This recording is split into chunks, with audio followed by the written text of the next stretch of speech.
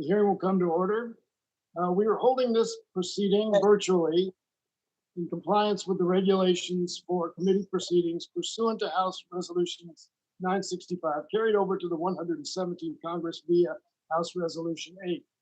I would like to remind members that we have established an email inbox for submitting documents before and during committee proceedings, and we have distributed that email address to your staff.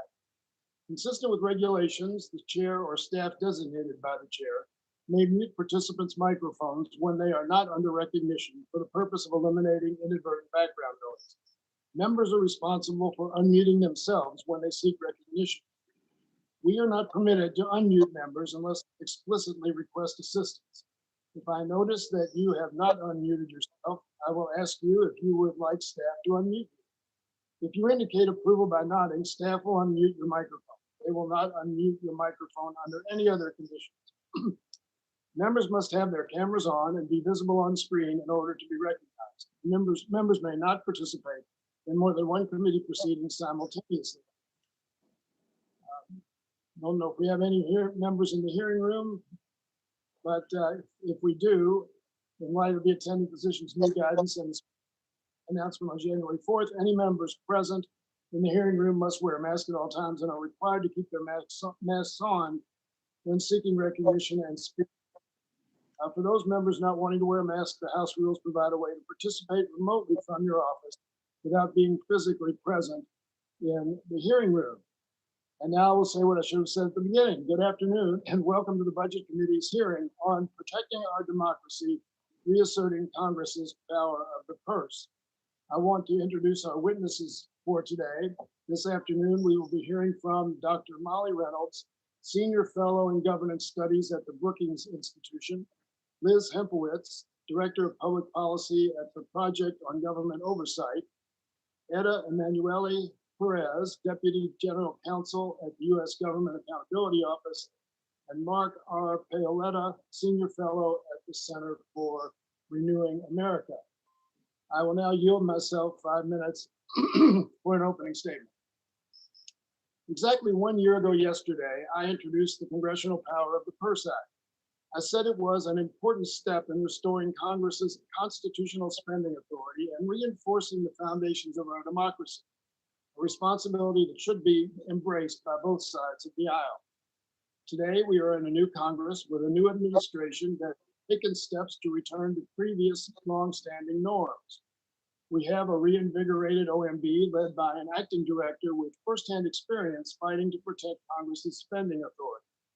And we are using this committee's first full hearing to again examine the importance of safeguarding Congress's constitutional authority and the need for the Congressional Power of the Purse Act. I believe in this good government reform legislation, and I am fully committed to pursuing its reforms regardless of who is in the White House. Our founders knew that money and who controls it is fundamental to a democratic government. They also knew that with elections every 2 years, Congress would be the branch most accountable to the public. So they gave us the power of the purse as a critical check on the president. Congress has exercised this power by enacting foundational laws like the Anti-Deficiency Act and the Impoundment Control Act, and updating them as challenges to its authority arose. To help protect and enforce its spending decisions, Congress established the Nonpartisan Government Accountability Office, which, as we all know, is charged with investigating and reporting on violations of budget and appropriations laws. However, Congress's ability to exercise its singular constitutional authority has become increasingly challenged by an executive branch that has sought to seize control of the nation's purse for itself. Presidents and agencies of both parties have pushed the boundaries of their delegated spending powers, exploiting secrecy, a lack of reporting requirements, and limitations on enforcement to push their own agenda and sidestep Congress. Decades of this purposeful infringement on Congress's power of the purse proves that Congress cannot rely on inter-branch comedy and non-binding norms in the face of an emboldened executive branch. For our government to work, the American people need to know that when the representatives in Congress pass a funding bill and it is signed into law, the executive branch will follow the law and ensure their hard-earned tax go where their representatives intended. For Congress to remain a co-equal branch of government and live up to our constitutional charge, we must reassert Congress's control over spending and ensure we are the ones holding the purse string. That is why I introduced the Congressional Power of the Purse Act. My legislation increases transparency by requiring the executive branch to make apportionments along with legal justifications and opinions publicly available. This helps to prevent arbitrary and self-serving decision-making, promote legal compliance, and end the use of expensive legal interpretations to exert undue influence on spending decisions. By making apportionments public, Congress and the American people can see exactly how federal resources are being used. The bill also increases accountability by improving and expanding controls under the Anti-Deficiency Act and the Impoundment Control Act. It strengthens and expedites GAO's ability to obtain information from agencies and requires the executive branch to report to Congress on all violations of the ADA and ICA identified by GAO, a requirement that is unbelievably absent from current law. My bill also authorizes administrative discipline for government employees responsible for violating the law, serving not only as an important deterrent, but also as a tool to empower government employees to push back on political pressure to break the law. Transparency, accountability, checks and balances. These tenets are at the core of our constitutional republic and a key component of our responsibilities as members of Congress. Commitment to good government cannot ebb and flow depending on who controls the levers of power. Our committee has issued reports, held hearings, written to officials in both the Trump and Biden administrations, and introduced legislation as part of our work to safeguard Congress's spending authority. We continue this important work with our hearing today. Today presents another opportunity to examine our current framework of fiscal laws, its potential shortfalls, and why Congress must take legislative action to safeguard its constitutional authority, including passing the Congressional Power of the Purse Act. We have assembled an expert panel of witnesses to help us, and I look forward to this important discussion. And before I recognize the ranking member, I ask unanimous consent to enter into the record a letter, the Power of the Purse Coalition, sent to me and to the ranking member, applauding the committee's leadership on this bipartisan, bicameral issue that impacts accountability and integrity within the governmental system, and enthusiastically supporting the reforms in the Congressional Power of the Purse Act and its advancement in the 117th Congress. Power of the Purse Coalition represents organizations across the ideological spectrum, and this letter of support is signed by Demand Progress, Freedom Works, National Taxpayers Union, Project on Oversight and Government Oversight, Protect Democracy, R Street Institute, and Taxpayers for Common Sense. I thank these organizations for their strong support, and without objection, the submission will be in the record. So ordered. With that, I would like to yield to the ranking member, Mr. Smith, for 5 minutes for his opening statement. Mr. Chairman, thank you for convening this hearing. It could not be more relevant given the current state of Congress's performance on budgeting and spending. It also could not be more necessary given the actions of President Biden when it comes to the crisis on our southern border, and specifically his decision to abandon construction of the border wall after Congress appropriated funding for it.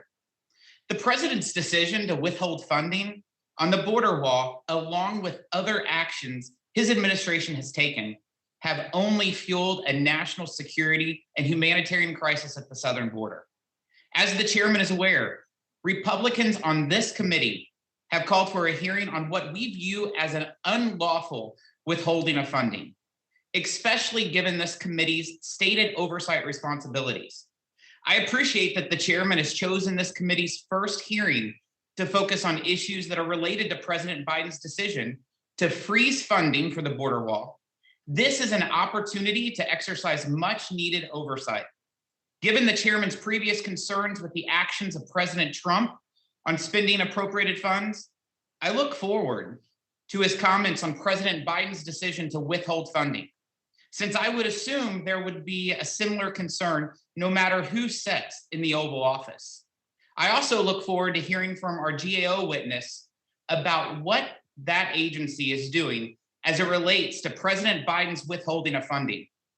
Members from both the House and Senate have called on GAO to investigate this matter. Frankly, it is very concerning that such a request was needed given JAO's very public interest in this issue area.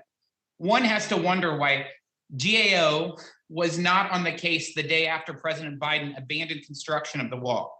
I respect the fact that the chairman will want to discuss the broader issue of Congress. Congress's Article I authorities and the power of the purse. I welcome that discussion. Part of it should center around Congress, their own shortcomings in this matter, and its inability to follow or enforce its own rules, roles, and responsibilities. When it comes to budgeting and spending taxpayer dollars, just look at the historic record. Since 1977, there have been 20 government shutdowns, and Congress has had to enact 192 continuing resolutions, including 4 this fiscal year, because deadlines for completing regular appropriation bills have not been met. Congress has failed to follow regular order. That is passage of a budget resolution followed by 12 separate appropriation bills before the beginning of the fiscal year, every year since fiscal year 1995. According to the Congressional Budget Office, 1,046 authorizations from 272 laws expired prior to the start of fiscal year 2020. And appropriations for the fiscal year 2020 included $332 billion attributable to expired authorizations. As of right now, work on funding for the upcoming fiscal year 2022, is not currently on track to look much different. Given delays in the budget process on the part of Congress and the president, there is the growing likelihood Congress starts the fiscal year with another CR or massive omnibus spending bill. In closing, we are holding this hearing on the 100th day of the Biden presidency, 100 days in which not only did the president withhold appropriated funds while fueling a crisis at our southern border, he also fired thousands of Americans by the stroke of a pen and has proposed or pursued policies that will destroy jobs, drive down wages, and drive up the cost of living for America's working class. I hope this committee will at the very least continue to seek answers from the administration on how it plans to budget for all the policies it's proposed. Thank you, Mr. Chairman, and I look forward to the testimony from today's witnesses.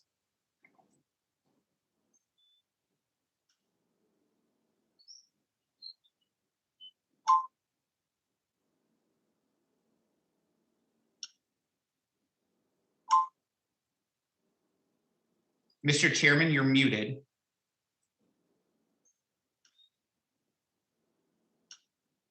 Thank you. Thanks to the ranking member. Apologize for that.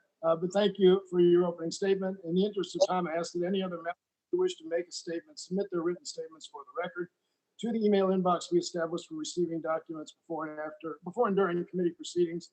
We've distributed that email address to your staff. I will hold the record open until the end of the day to accommodate those members who may not yet have prepared written statements. I'd like to thank our witnesses for being here this afternoon. The committee has received your written statements and they will be part of the formal hearing record. You will each have 5 minutes to give your oral remarks. As a reminder, please unmute your microphone before speaking. Dr. Reynolds, please unmute your microphone and begin when you are ready. You are ready. Thank you. Chairman Yarmouth, Ranking Member Smith, and members of the committee. My name is Molly Reynolds, and I am a senior fellow in the Governance Studies program at the Brookings Institution. I appreciate the opportunity to testify today on how Congress can better fulfill its constitutional obligation to provide for and effectively oversee the executive branch. In this context, I want to make 4 points. First, because the Constitution separates the legislative and executive functions, divergence between Congress's intent and policy outcomes is inevitable. Congress must design and periodically redesign mechanisms to monitor executive branch implementation of policy. It is not possible, nor is it wise, for Congress to try to write every policy detail into law. The executive branch has types of expertise that make it better equipped to make certain detailed decisions. As the policy problems facing the nation have become more complex, Congress has increasingly found itself incapable of writing statutes that contain all these specific choices. In addition, Congress often prefers to leave detailed decisions to the executive branch because they are politically challenging. Together, these circumstances mean that Congress must design ways to monitor this inevitable potential for slippage. Divergence can and does occur regardless of whether the branches are controlled by the same political party. Even in an era of high partisan polarization, the need for monitoring and oversight tools is structural and fundamental to the constitutional system. Second, because divergence between Congress's intent and the executive branch's implementation is inevitable, so too is the need for Congress to periodically revise its procedures, as it has done in the past. The Anti-Deficiency Act's apportionment requirement was enacted to prevent the executive branch from quickly spending down its allocations and demanding more funds. The Congressional Budget and Impoundment Control Act contains several provisions expressly responding to aggressive assertions of power by the executive branch. Several components of the Power of the Purse Act are natural successors to these earlier budgetary provisions. Importantly, the presidential powers targeted by these provisions are statutory.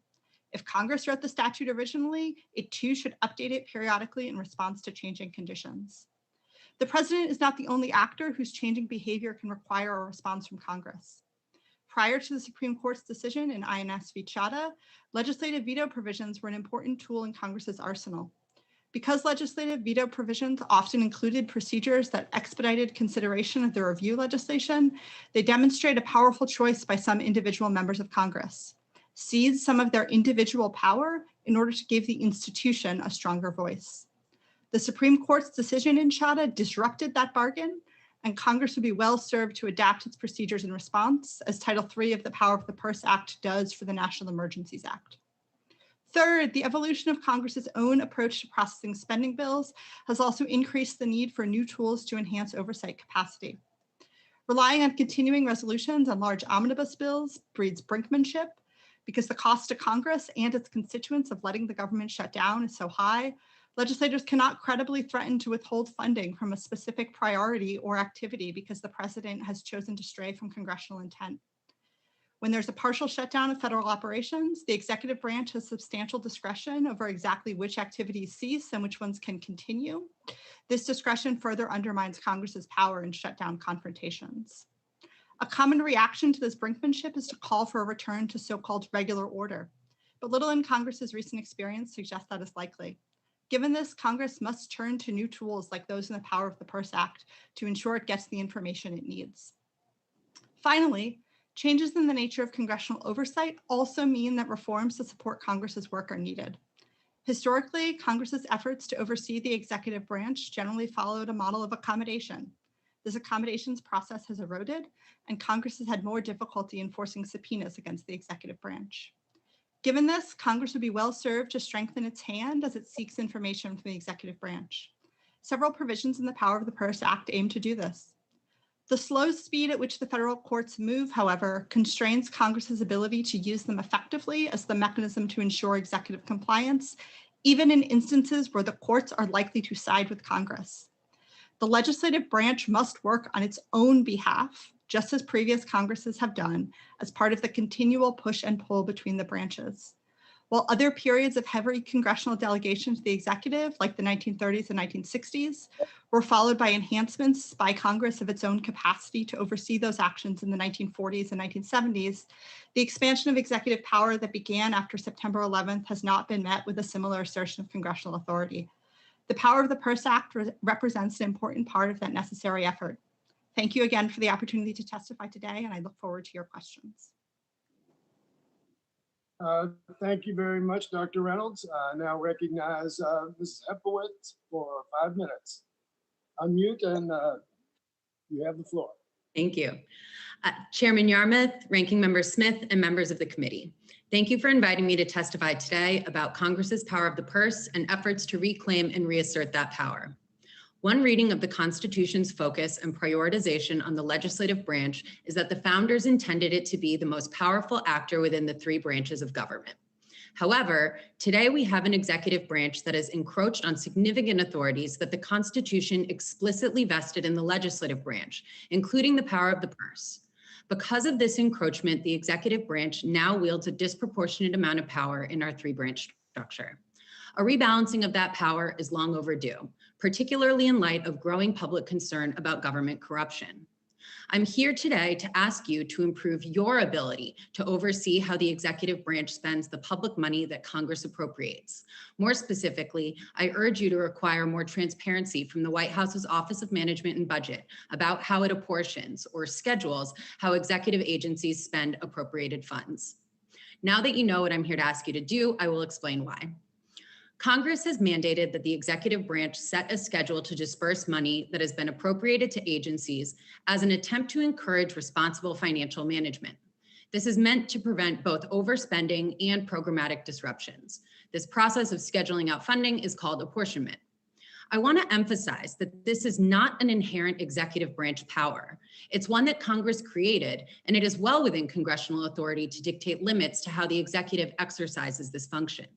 Today, the Office of Management and Budget exercises apportionment authority on behalf of the president. While they may delay the dispersal of funds for legitimate, programmatic, or technical reasons, the executive is not authorized to delay or withhold funds to achieve policy objectives. This is quite simply because allowing OMB or the president to withhold or delay funds to achieve policy objectives would be tantamount to handing the power of the purse over to the executive branch entirely. Because there are clear constitutional limits to the apportionment process, transparency is critical to ensure that the executive is not abusing it, which is why the public may be surprised to hear that these apportionment directives are issued entirely in secret. OMB issues apportionment directives both by fiscal quarter and by project, or a combination of those two. So though they are subject to public records requests through the Freedom of Information Act, it's difficult to ensure consistent transparency without proactive release of this information. That means that lawmakers don't have regular access to the text of apportionment directives or the footnotes, which contain more specific directions from the White House related to the funding and can be used as a way to compel or incentivize agencies to take certain actions. Not only does this make it harder for Congress to conduct oversight, but the lack of transparency makes it difficult for the public to have faith that taxpayer resources are being handled with integrity and in a manner consistent with the intent of Congress. The executive branch has a long history of expansively interpreting the authorities granted to it by Congress, well beyond what the statutory text would dictate. Those legal interpretations, often issued by the Office of Legal Counsel at the Department of Justice, are also issued in secret, and they have serious ramifications on the balance of power when it comes to matters related to the power of the purse. The president's obligation to take care that the laws and spending decisions enacted by Congress are executed as Congress intended demand additional transparency in both areas. Taking it back to our founding, Congress holds the power of the purse because the founders envisioned it would be the branch of government most accountable to the people, and therefore best able to wield that power in a way that is responsive to the needs and interests of the public. It also reflects that the founders were very concerned that vesting too much authority, particularly to spend public money, in an executive branch led by a single person. Remember, the Constitution only gives the executive a handful of independent authorities, none of which require secrecy around how the executive branch apportions funds. The potential for the executive branch to manipulate spending in secret exposes our government to corruption and undermines the delicate balance of power between our branches of government. Additional transparency around these budgetary decisions will only improve Congress's capacity to oversee the executive branch spending, serving as a check against malfeasance and corruption. For example, Ranking Member Smith, if the Congressional Power of the Purse Act was law, you and Congressman Katko would already have many of the answers to the questions you've recently asked the Biden administration about how appropriated funds are being used at the southern border. That's because you would likely have timely access to the documents dictating that spending. I urge this committee to pass the Congressional Power of the Purse Act, either on its own or as part of the sweeping anti-corruption package introduced last Congress, aptly titled the Protecting Our Democracy Act. Thank you again for holding this important hearing, and I look forward to answering your questions. Thank you very much for your testimony. I now recognize Ms. Emanuele Perez for 5 minutes. Please unmute, and we're anxious to hear your testimony. Chairman Yarmouth, Ranking Member Smith, and members of the committee, thank you for the opportunity to discuss Congress's constitutional power of the purse, the Government Accountability Office's role in serving this power, and several legislative proposals to strengthen this power. Since our creation a century ago, GAO has performed audits and investigations and issued legal decisions to support Congress in its oversight of executive spending. Congress has also vested GAO with additional statutory responsibilities public money.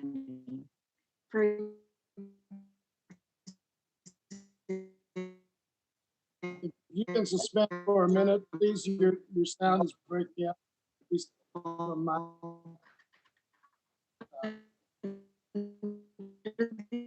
Empowerment Control Act. Is that Ms. Emanuele Perez?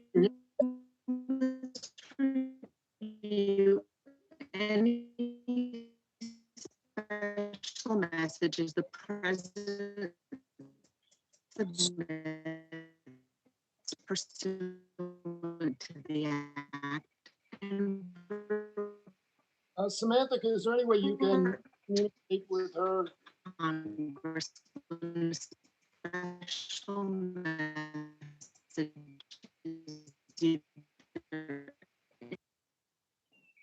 Hey, so if he's 6, does that mean that he's gonna have to look at speak in a half hour or so? Yeah,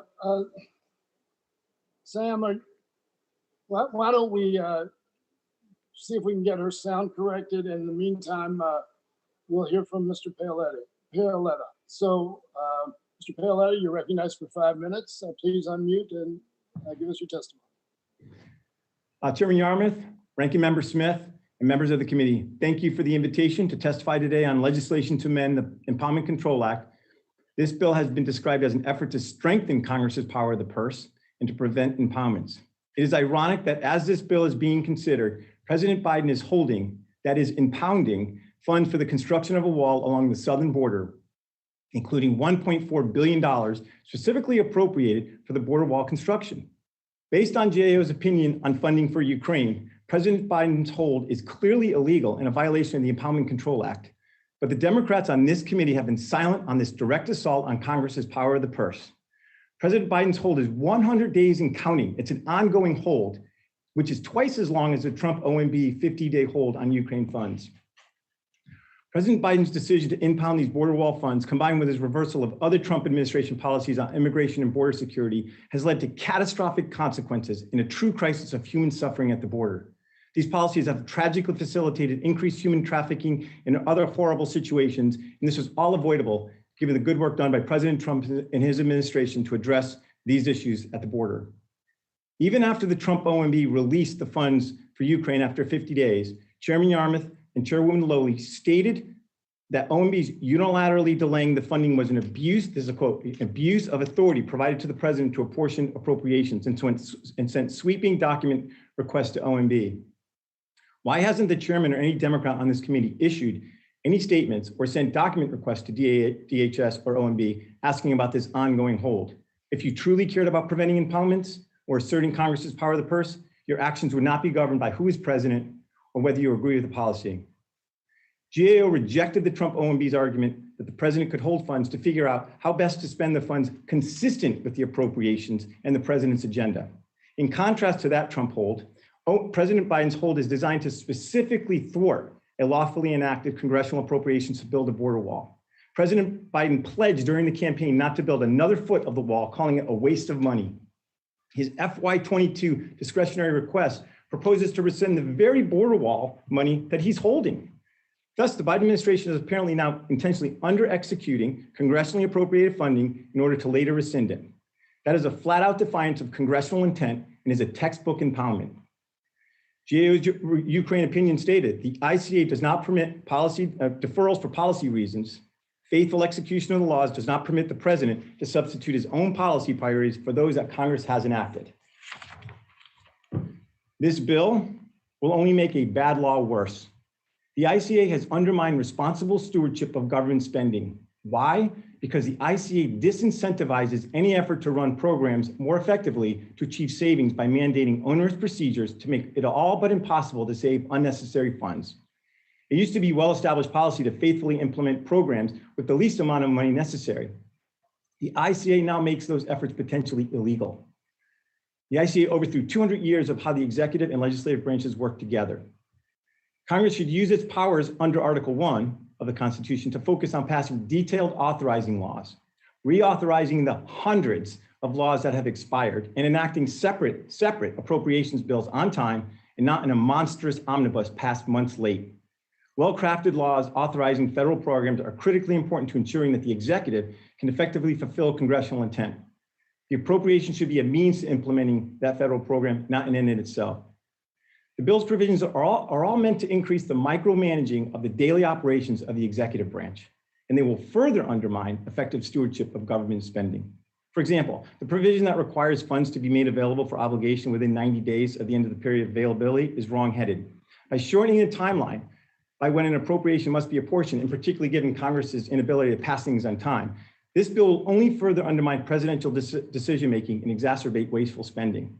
The provision regarding publicly listing the positions that have apportioning authority will ultimately result in the doxing of federal civil servants. The provision regarding applying administrative penalties to executive branch officials found to have impounded funds is bad policy because there are so many gray areas as to what constitutes a violation of the ICA. It is worth noting, is interesting, that members of Congress and their staff routinely call agency staff to demand that they hold apportioned funds, often without any purpose related to the implementation of that program. During the Trump administration, I provided GAO with 300 examples from the State Department in a 3-year period where members of Congress demanded holds on funding. They range from somewhere from 10 days to 321 days. Are these impoundments for which an agency employee will be held responsible? The provisions giving GAO additional powers to make demands on the executive branch are unwise and probably unconstitutional. For example, the law empowers GAO to demand documents from the President of the United States, and if he does not comply in 20 days, GAO is empowered to sue him in federal court to make him comply. That's astonishing. Congress can't even do that, and GAO works for Congress. There are other concerns with this bill, but in the interest of time, I will leave it at that. My full statement with 2 attachments has been submitted for the record. I am happy to answer any question. Thank you. Thank you for your testimony. Since my name was invoked and by inclusion of the members of the committee, I do want to respond to the issue of what we have done with regard to border wall funding. Within days of the announcement of the administration that they were not going to fund, we were in contact with the OMB. We have been in contact with them, and they have been perfectly willing to engage with us on the issue.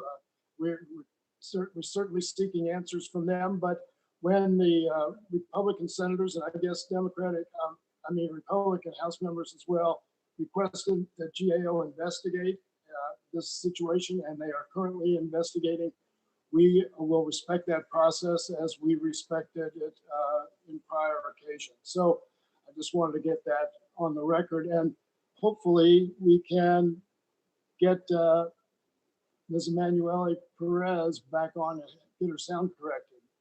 Are you there? Yes, sir. Can you hear me? We can hear you. Still a little garbled. Let's Oh. try it again, though. Okay, thank you very much. I apologize for these connection problems here. All right. So, Mr. Chairman, Ranking Member You have Smith, members.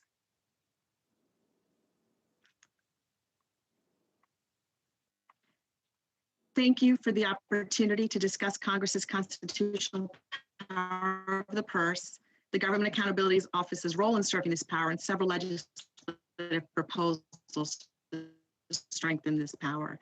Since our creation a century ago, GAO has performed audits and investigations and issued legal decisions to support Congress in its oversight of executive spending.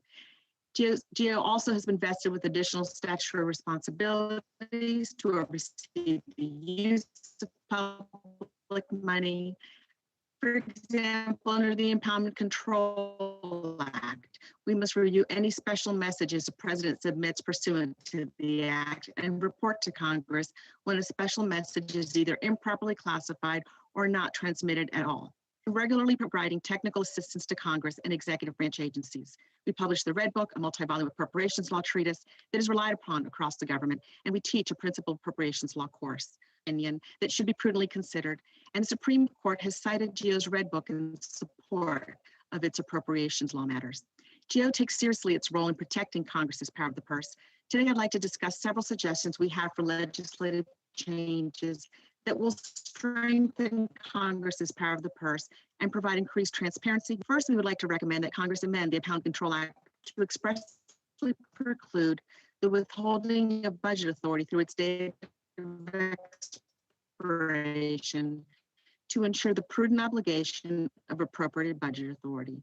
The Impoundment Control Act provides the president with the legal authority to temporarily withhold funds from obligation with specific notice to Congress and meeting specific conditions. It's critical to maintain the careful balance of the Impoundment Control Act proposals to cancel budget authority. When Congress does not act to rescind funds, the appropriations funds for obligation. In 2018, we issued a decision requested by Mr. Yarmouth and Mr. Womack, where we examined whether the president had the authority under the Impoundment Control Act to withhold budget authority through its date of expiration. We determined that the president does not have this authority, and Congress can clarify the extent of that authority by explicitly prohibiting the withholding of funds through their date of expiration. Second, we recommend that the Department of Justice report to Congress on whether it will prosecute reported Anti-Deficiency Act violations. In addition to appropriate administrative discipline, the Act contemplates criminal penalties for knowing and willful violations, and that threat is an essential deterrent. To our knowledge, there has never been a criminal prosecution of an Anti-Deficiency Act violation, and a reporting requirement would ensure the consideration of that liability for all violating the enforcement of the Act. Third, we recommend that Congress clarify the reach of the Anti-Deficiency Act to correct the underreporting of Anti-Deficiency Act violations. Although the Office of Management and Budget just yesterday amended its circular number A11, reinstating its instruction that agencies report Anti-Deficiency Act violations found by GAO, we recommend that Congress amend the Anti-Deficiency Act to clearly require agencies to report. When OMB had changed its longstanding guidance, we reported 6 Anti-Deficiency Act violations to Congress that agencies failed to report. This will ensure that any future changes to OMB instructions do not interfere with the transparency, increased visibility to agency operations, and congressional recommend that Congress. We also recommend that Congress ability into agency spending of appropriate funds. Congress could require that agencies report on the expired and canceled balances in their appropriation accounts. This information would increase the visibility into agency operations, strengthen congressional oversight, and help Congress and GAO identify potential violations of law. Finally, we recommend that Congress require agencies to respond to GAO's requests for information within a certain period of time. Delays in receiving information impede our ability to issue decisions in a timely manner and impacts Congress's ability to conduct its oversight functions. Each of these legislative proposals will strengthen Congress's power of the purse, which is a key check on the power of the other branches. James Madison called it the power that allows Congress to reduce all the overgrown prerogatives of the other branches of government. Chairman Yarmouth, Ranking Member Smith, and members of the committee, this completes my prepared statement. I'd be pleased to answer any questions you may have. Thank you. Thank you very much for your testimony. We will now begin our question and answer session. As a reminder, members can submit written questions to be answered later in writing. Those questions and responses will be made part of the formal hearing record. Any members who wish to submit questions for the record may do so by sending them to the clerk electronically within 7 days. As is my custom, I'm going to reserve my time, questioning time, for the end of the session. I believe the ranking member is going to go in his normal order. But first, I will recognize the gentleman from Pennsylvania, Mr. Boyle, for 5 minutes. Thank you, Mr. Chairman. I appreciate that, and you holding this hearing on such an important piece of legislation. Goes back to what happened almost a quarter of a millennium ago, right here from the city that I'm speaking to you from, Philadelphia, when our nation's founders gave Congress the power of the purse. Unfortunately, in so many ways, and not just in the power of the purse, we have seen, in my view, a migration of power from the legislative branch to the executive branch, really over the last 20, 25 years. And frankly, that has happened in administrations of both parties. So I think it is crucial that Congress again reassert its role in holding the power of the purse. Our founders thought we as members of the legislative branch would jealously guard our powers. Unfortunately, as intense partisanship has taken hold, and we've even heard some of that already this hearing, as that intense partisanship has taken hold, it has allowed the executive branch to creep into our territory. So I think this legislation is important. I am supportive of it. Let me turn to Mrs. Hempowich, and I apologize if I'm not getting her name pronounced exactly correctly. But let me ask you specifically on the question of transparency. If Congress makes a spending decision that is transparent, I'm very concerned about secrecy and apportionments when it's not Congress. As I mentioned, when we use our appropriations power, you do have transparency. What happens right now when we do see an executive apportionment? Is Congress aware of it? Is the public? What rules right now govern the transparency of that non-legislative process? Thank you so much for that question, Representative. And I share your frustration with the ceding of power, congressional power to the executive branch. Right now, when apportionment directives are issued by OMB, there is no transparency requirement. Congress may see them, the public may see them if an interested party, if Congress asks for them and goes through a lengthy accommodations process, and you may receive them. If members of the public submit Freedom of Information Act requests, which also take a great deal of time to reach fruition, we might also receive, we might have transparency there, but it's not guaranteed. And you're right, in the way that Congress passes laws, those are public. That is how lawmaking is supposed to be. I think the excess secrecy here by the executive branch not only is making congressional oversight harder, but I think it's part of what is fueling this growing public concern about corruption in government. And I think the way to answer that, I know it's a cliche, but sunlight is the best disinfectant. And so I think this is certainly an area where more transparency would not only help Congress, but it would help the public.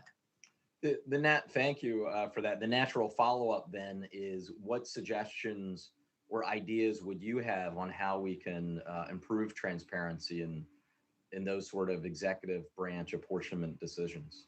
Yeah, well, I think, the first thing I would do is I would recommend passing the Congressional Power of the Purse Act. But then going even further than that legislation, I think there needs to be additional transparency around opinions issued by the Office of Legal Counsel at the Department of Justice. While the Congressional Power of the Purse Act would require transparency of opinions OLC issues around interpreting the executive's budget authority, that's the only section of those, subset of those opinions that would be required to be transparent under this law. And I think there's certainly a lot of room, and particularly when we're talking about congressional authorities, so enforcing congressional subpoenas, things like that. The OLC has wielded an incredible amount of power and almost always in favor of more secrecy for the executive. Yeah, great. Well, thank you very much, Mr. Chairman. With that, I yield back.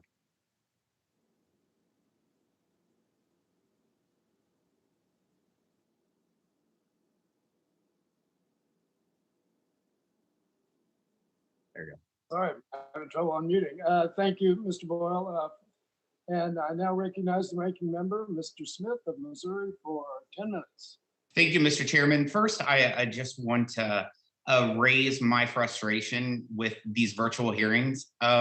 It really is a disservice to all the members of the Budget Committee whenever one of the key witnesses that you all have from GAO, we can't hardly understand or hear much of what she's saying. I'm going to start my questions with her. I hope we can answer them, but I do know that we've retrofitted the budget room so that we could actually do a hybrid hearing, and I would strongly suggest that we get back to regular order, Mr. Chairman.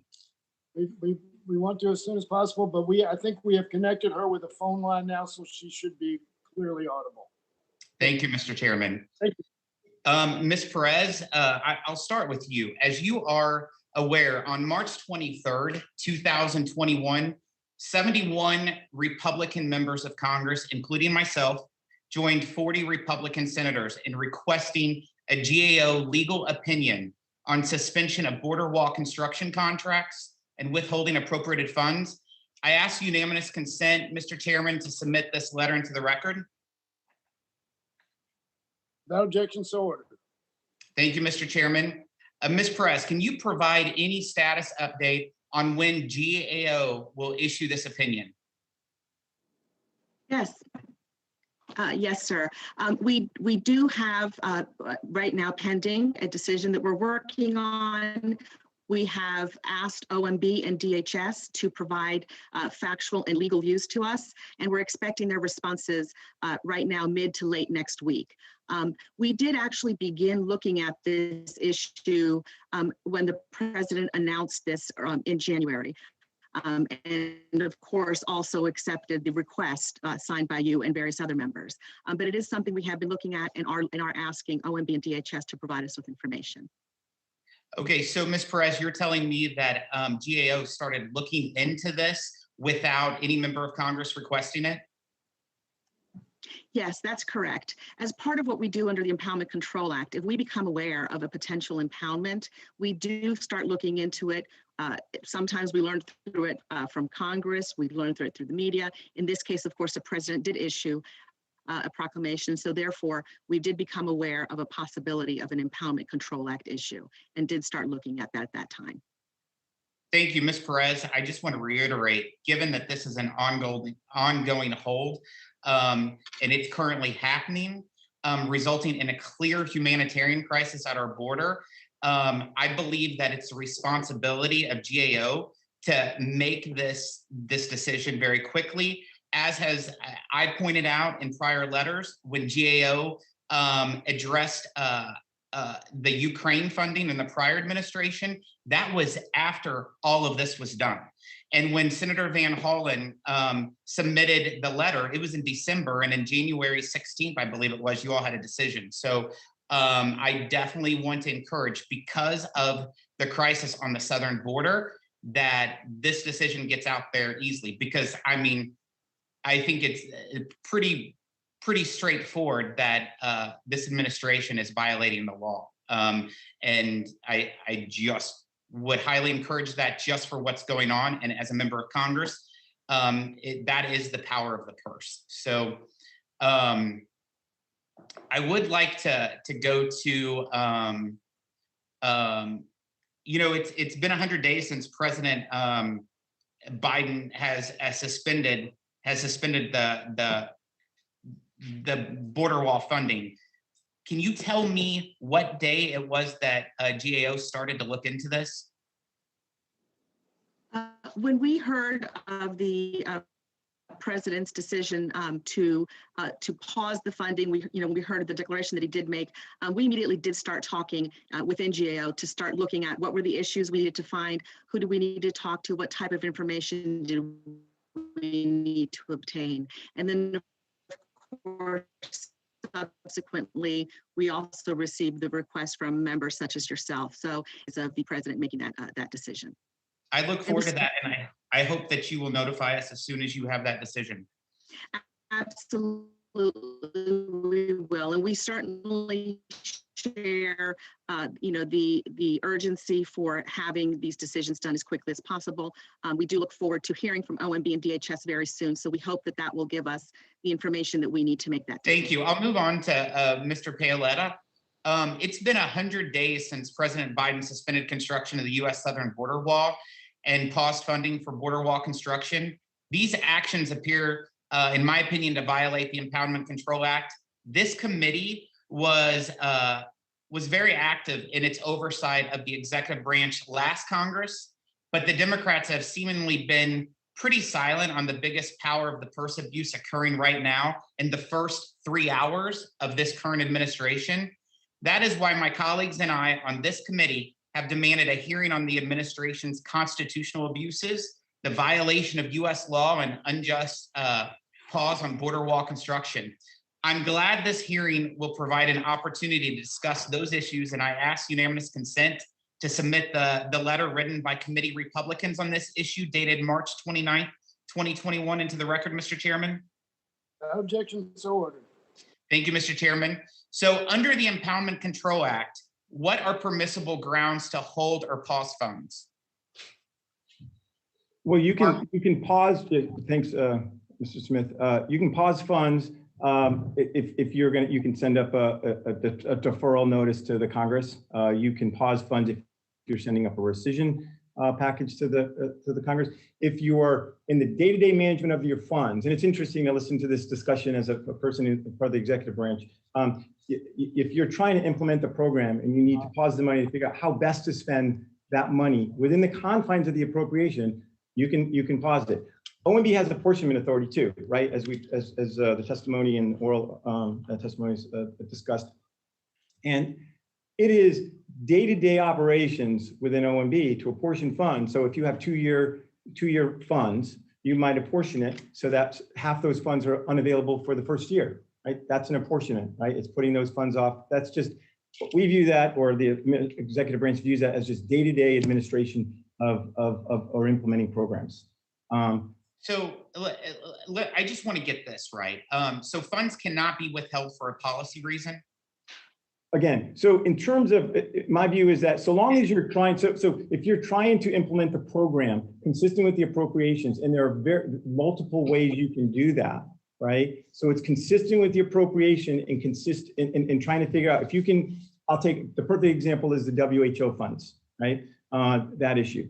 The appropriation was to fund international organizations. There's scores of them, okay? And Congress, when they passed the appropriation, said, just pass, you have so much money to fund international organizations. One of them was the WHO. We paused those funds, or the president, it wasn't an apportionment, paused them to figure out where else could we spend that money within the appropriation, okay? That's a pause, that's a policy, right? It's a policy discussion about how best to apply those funds within the scope of that appropriation. What's happening with President Biden's hold is that he is specifically thwarting the appropriation. He wants to defy the law in implementing that program. So I'm about to run out of time, and I want to try to get some stuff in the record as quickly as possible. So if you could try to give me your opinion quickly, I would definitely appreciate it. But do you believe that the executive branch violated GAO standard of the Impoundment Control Act when it began withholding funds for the border wall? 100%. Do you believe withholding funding for the border wall is an attempt by the administration to circumvent congressional intent? I don't need to think that President Biden has said that. Okay. How is pausing funds for the border wall different than the temporary hold that occurred on funds for Ukraine, which, as you know, GAO investigated?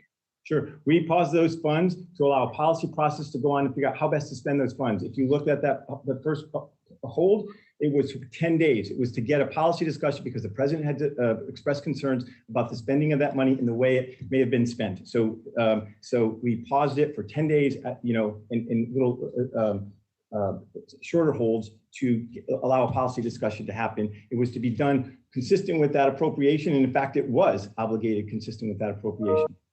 Perfect.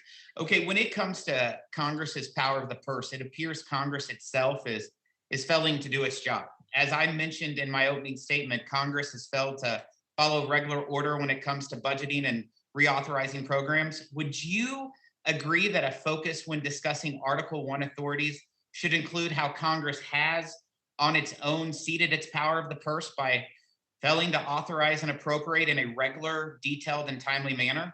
Yes, 100%. You know, Congress has consistently failed to meet its budget and appropriations responsibilities. For fiscal year 2021 alone, 4 continuing resolutions were enacted before enacting a huge omnibus appropriations act, and Congress has already missed its deadline to pass a fiscal year 2022 budget resolution, and therefore it appears fiscal year 2022 funding will likely be delayed and result in yet another omnibus appropriations act. Can you comment on how Congress's power? Gentleman's time is, I've actually been already generous with you. Well, I appreciate that. And I think that, Mr. Chairman, we probably could be more efficient in asking questions if we could actually be in the room. So I would reiterate on behalf of the House Republicans that we are all ready. We are all ready to stand in a committee room with a mask or without a mask in an in-person hearing. And if you need all of us assigned to do that, we'll do it. All right. You've made your position very clear. Appreciate that. I now yield 5 minutes to the gentleman from North Carolina, Mr. Price. Thank you, Mr. Chairman. I'd like to quickly review 4 episodes from 2019 as the premise for my question. First of all, President Trump withheld duly appropriated funds from Ukraine. The GAO later determined that that was in fact an impoundment in his attempt to extort President Zelensky. Secondly, the president totally withheld funds, appropriated funds, from the West Bank and Gaza, foreign aid funds. He did the same with funds to the Northern Triangle countries of Central America. We struggled to get those funds reinstated. Thirdly, in early 2019, Leader McConnell acquiesced in Trump's demand that the border situation be declared a national emergency. Now that let us reopen the government, but it also freed the president to spend unappropriated funds on his border wall. And fourthly, in 2019, President Trump bypassed congressional review under the Arms Export Control Act for arms sales to Saudi Arabia by declaring an emergency. I would like, Mr. Chairman, to ensure that we can hold the record open for any Republican members who would like to document the kind of objections they made at that time to any of these actions. We can hold the record open for a week. We'll do that for a week. I think that would be useful to see what kind of objections were made to any of these by our Republican colleagues. And my questions are these, and maybe we start with Ms. Reynolds or Mr. Hemperwitz. First of all, how do we do something about this unrestrained, uncontrolled declaration of emergencies? What kind of boundaries should be placed around a president's power to declare emergencies and then to spend money as he pleases? Whether he just spends the money or whether he diverts the money from appropriated sources. And then secondly, how can appropriations be protected? You know, we struggled in the State and Foreign Operations Appropriations Subcommittee to figure out how, in writing the next year's bill, how do we prevent another withholding of West Bank and Gaza funds? How do we prevent just the total shutoff of any funds to address the sources of migration in Central America? Are there additional, did we miss something? We had a very hard time doing this. So those 2 questions, the enhancement of some kind of controls over emergency declarations, willy-nilly emergency declarations, and also how do you protect appropriations? I'm happy to offer a few comments first and then let Mrs. Hempowitz come in. So Representative Price, on the national emergencies piece, I think one of the most powerful pieces of the Power of the Purse Act is the proposal that would shift the current mechanism for congressional review of national emergencies declarations from a joint resolution of disapproval to a joint resolution of approval. And as I mentioned in my statement, this situation arises in part because of a Supreme Court decision in 1983, but there are other examples where Congress has said that it believes that it should have the power to review in an approval manner decisions made by the executive branch. The rescissions provisions of the Congressional Budget Act are one example. So I would point to that in response to your first question. And in response to your second question, I think that some of the aspects of the Power of the Purse Act, especially around the transmission of information from the executive branch to the legislative branch, are the kinds of things that you're looking for to guarantee that in your case, the State and Foreign Operations Subcommittee of the Appropriations Committee is getting as much good information in a timely fashion that it can to make informed decisions in the next year's appropriations process.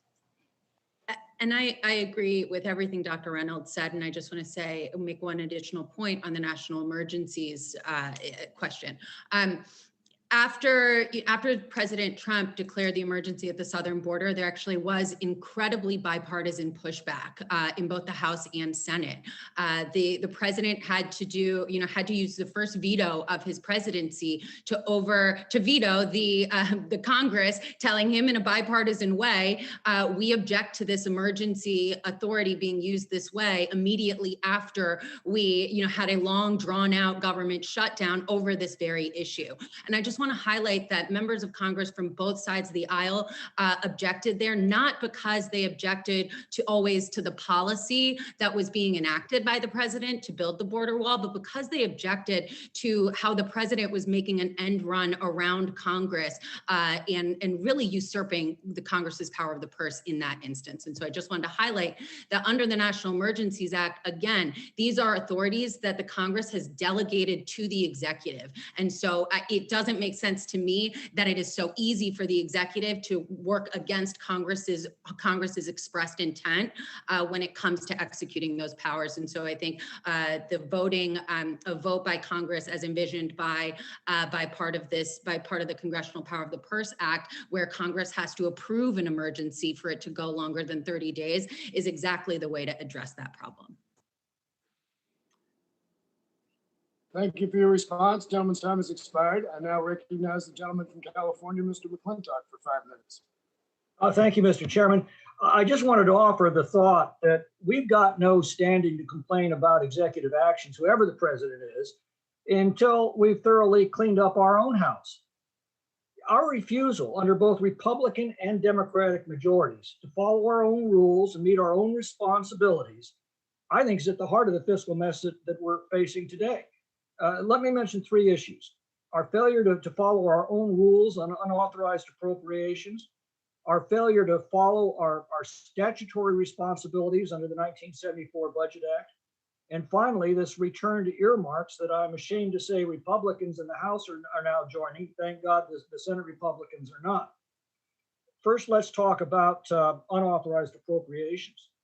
Ever since 1835, the rules of the House have required that appropriations may only be for purposes authorized by law. Under that rule, it's still on the books, any member can raise a point of order to block any unauthorized appropriation. This provision established a process that is absolutely essential if the House is to meet its constitutional responsibilities to superintend the nation's finances. First, a program has to be authorized by Congress in a process that begins in an authorizing committee. Only then does a separate action appropriate funding for it. This process imposes on Congress the responsibility periodically to review these programs. As a program's authorization expires, Congress has to revisit it to ask the obvious questions. Is it effective? Is it meeting its goals? Is it still needed? Is it worth the money we're paying for it?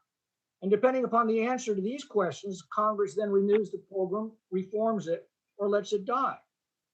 The failure of this House and the Senate to agree on recent appropriations has often degenerated into these continuing resolutions that merely tweak last year's spending and then extend it in the future.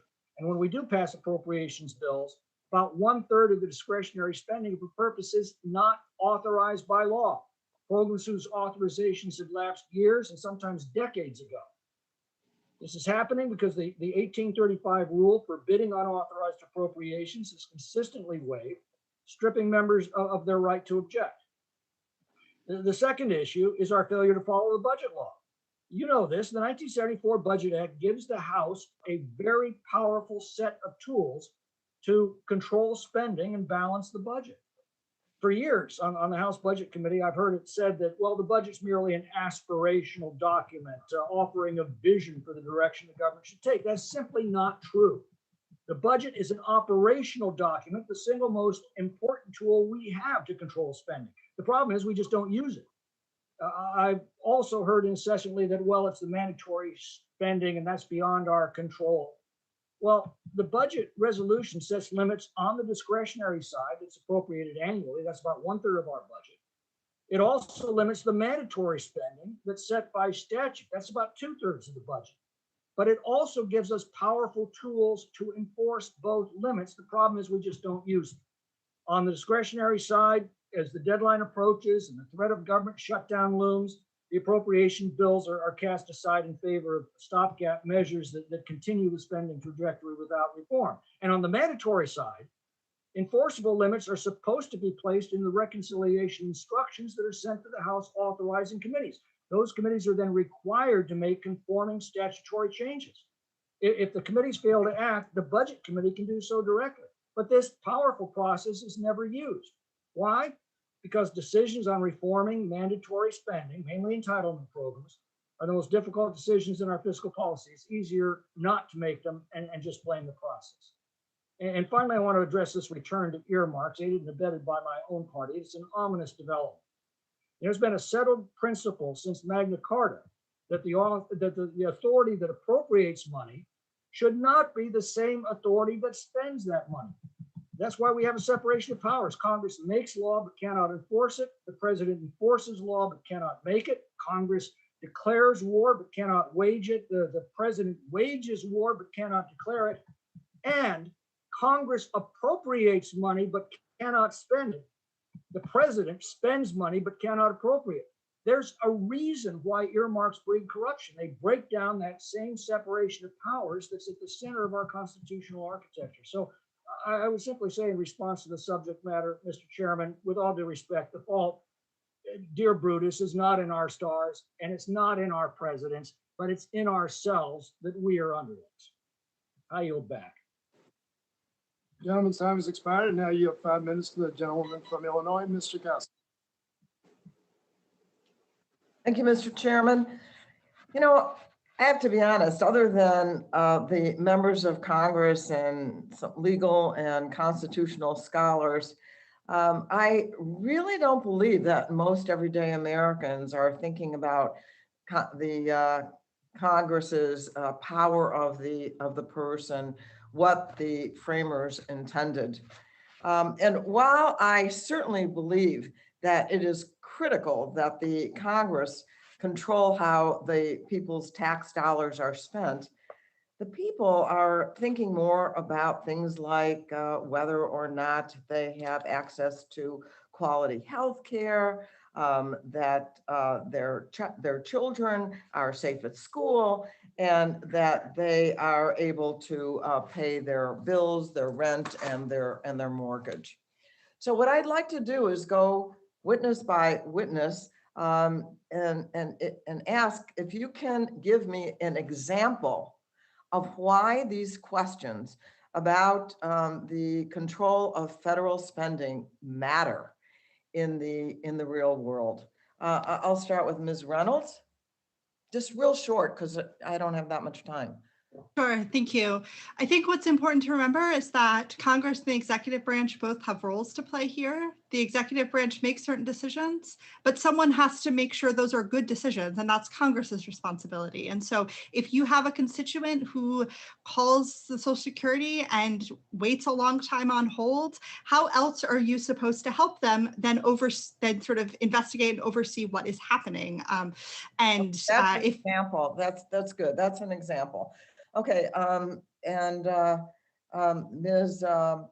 Hempowitz, You got it. did I get it? Okay. Yeah, I agree with you. I don't think, even I'm not sitting around my kitchen table talking about apportionment decisions. But I think one thing, not a specific example, but I think the growing tension between Congress and the executive branch and the fights that publicly play out over access to information and access to documents that Congress needs to conduct rigorous oversight, I think that is certainly permeating to the kitchen table. And I think as we see, and that points to the necessity for bills like the Congressional Power of the Purse Act to show your constituents we are doing what we can to empower ourselves to answer your concerns. I hear you. And Ms. Emanuel Perez, if you could, Manueli Perez, if you could answer that as well. Yes, certainly, ma'am. Example would be good. Yes, it's important because even though everyday citizens may not be looking specifically at these types of decisions all of the time, they do see where the government gives them service. They do see where the branches are either negotiating or disputing. And so it's important to them as well to make sure that everyone has the information needed in order to carry out our functions. Okay, and Mr. Pauletta, I have a feeling I know what your example will be, but go ahead. Can you give You need to unmute. Go ahead. I apologize. It's important for Congress to write clear laws, so they set out the program requirements, and then the executive branch is going to implement that law. And I think that's the problem in terms of why people are sort of, when they watch Congress and the executive branch fighting, that it's a lack of clarity from Congress as to what they expect from the executive branch. And what I see and what I saw are Congress encroaching on the executive branch in their implementation of the law. Congress passes the law. That's what they do. They can't day-to-day implement the law. That's why the president does it. That's his constitutional responsibility. So I think writing clear laws so that there's better focus on how that law gets implemented. Thank you. I barely have time for my question, actually, which is about the role of the GAO. And I think I'll jump to if Ms. Emanuel Para, if you could talk about and elaborate on what the role of the GAO decisions play in congressional oversight of the executive spending. I know you talked a bit about that, but if you could elaborate on that. Are you still here? Yes, ma'am. So the role of GAO is really to help Congress in its constitutional power of the purse. It's important that Congress has the information that it needs, and GAO, through its audits and its decisions, is the one that is providing that information and really helping Congress in terms of carrying out those laws, carrying out the power of the purse, and ensuring that Congress can then make changes as it sees fit and ensures that the executive is carrying that out appropriately. Well, I have always felt that the GAO has played a very important and constructive role, so I thank you for that, and I yield back. Gentleman's time has expired. Now recognize the gentleman from Wisconsin, Mr. Bilkman, for 5 minutes.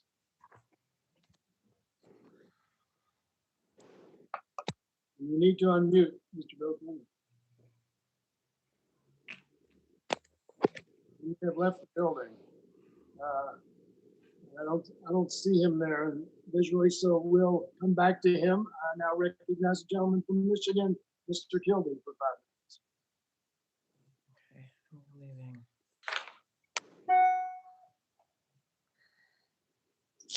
Mr. Kildee. All right, he probably didn't expect to be called on so soon. Is Mr. Smucker available?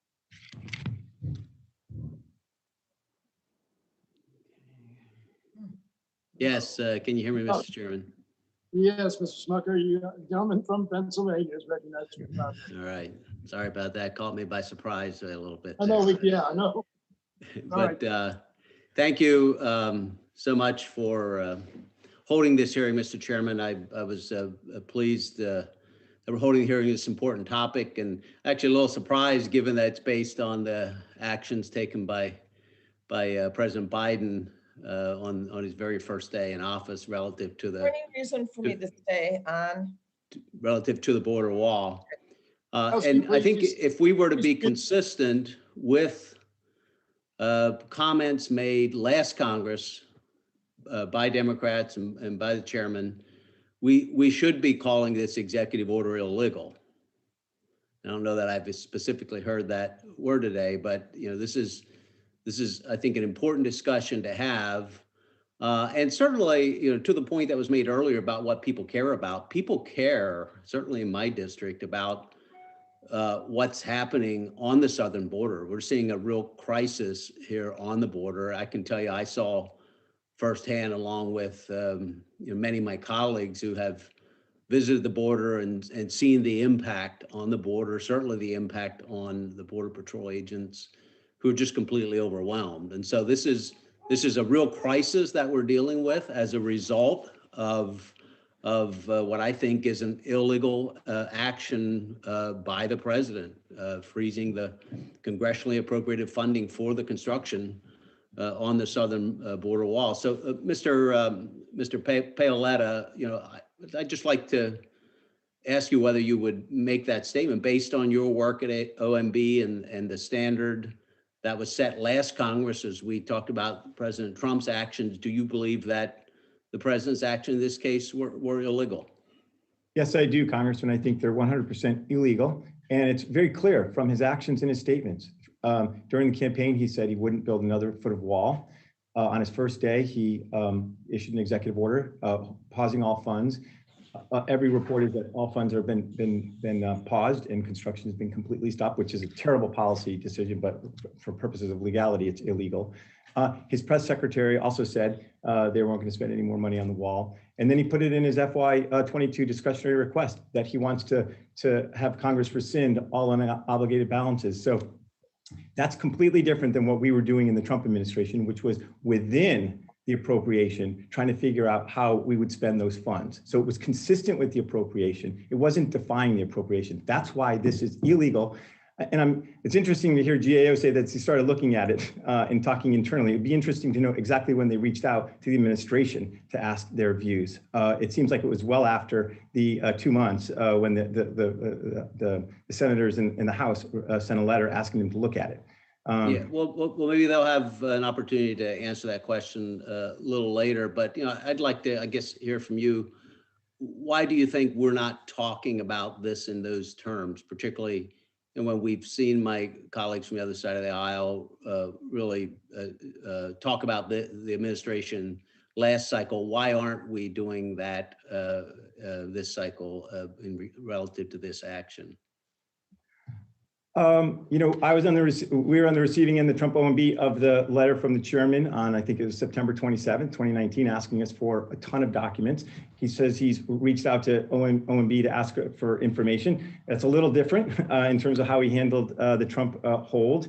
And the media has been completely silent on this. And any story, in fact, there was a Politico story that ran complete cover, in my opinion, for the Biden hold. And so it's really to be disappointing that if you're going to be enforcing or wanting to strengthen the power of the purse, you would be using it right now on this president for what he's doing. And it may be. Thank you. I'm going to stop you at that if you don't mind. I'm running out of time. And I do appreciate the chairman holding this hearing. I said that, I meant that, and he's certainly introduced legislation that would give more budget committee responsibilities to the GOA. I think a better solution would be to empower this very committee to fulfill its responsibility in the government funding process. And I'm talking about marking up a budget resolution for a given fiscal year, which we have not done. It's now nearly May, and we have yet to even consider a fiscal year 2022 budget resolution. And meanwhile, the appropriators are already drafting their bills. Additionally, under threat of a second multi-trillion-dollar bill being passed through reconciliation, it's a tool that's supposed to be used to reduce the deficit, not increase it by trillions. So, I think to restore fiscal accountability, restore transparency, responsibility, we got to return to regular order within this budget committee. For us to play and continue to be a key player in this process. I think it's very important that we do that. Thank you, Mr. Chairman. Thank you, gentlemen's time has expired. Now, I will remind you, Mr. Smoker, and others that we are now awaiting a GAO opinion, which, according to our witnesses, relatively soon to be issued. So we'll be able to know what the GAO's opinion is in relatively short order. With that, I don't see Mr. Grothman has returned. Has Mr. Kildee returned? Is he available? Yeah, I will now recognize the gentlewoman from California, Ms. Chu, for 5 minutes. Thank you, Mr. Chair. Dr. Reynolds, I represent a district in California, and in California, there are several so-called sanctuary cities. These are cities that were very disturbed with the Trump administration's approach to immigration enforcement, and especially with his wanting federal law enforcement to enter state and local jails to question and prosecute people for their immigration or citizenship status, and therefore frighten members of their cities who might not cooperate with the police. Well, one of President Trump's first executive orders in January 2017 directed federal agencies to withhold funds from these so-called sanctuary cities. The order was repeatedly blocked in court, but the administration continued to pursue it for the entirety of President Trump's term. And then there was another attempt to target California in December 2020, as California was about to hit the peak of coronavirus cases. That's when the Trump administration announced it would be withholding $200 million in Medicaid funding quarterly because of California's requirement that all private health plans in our state cover abortion services.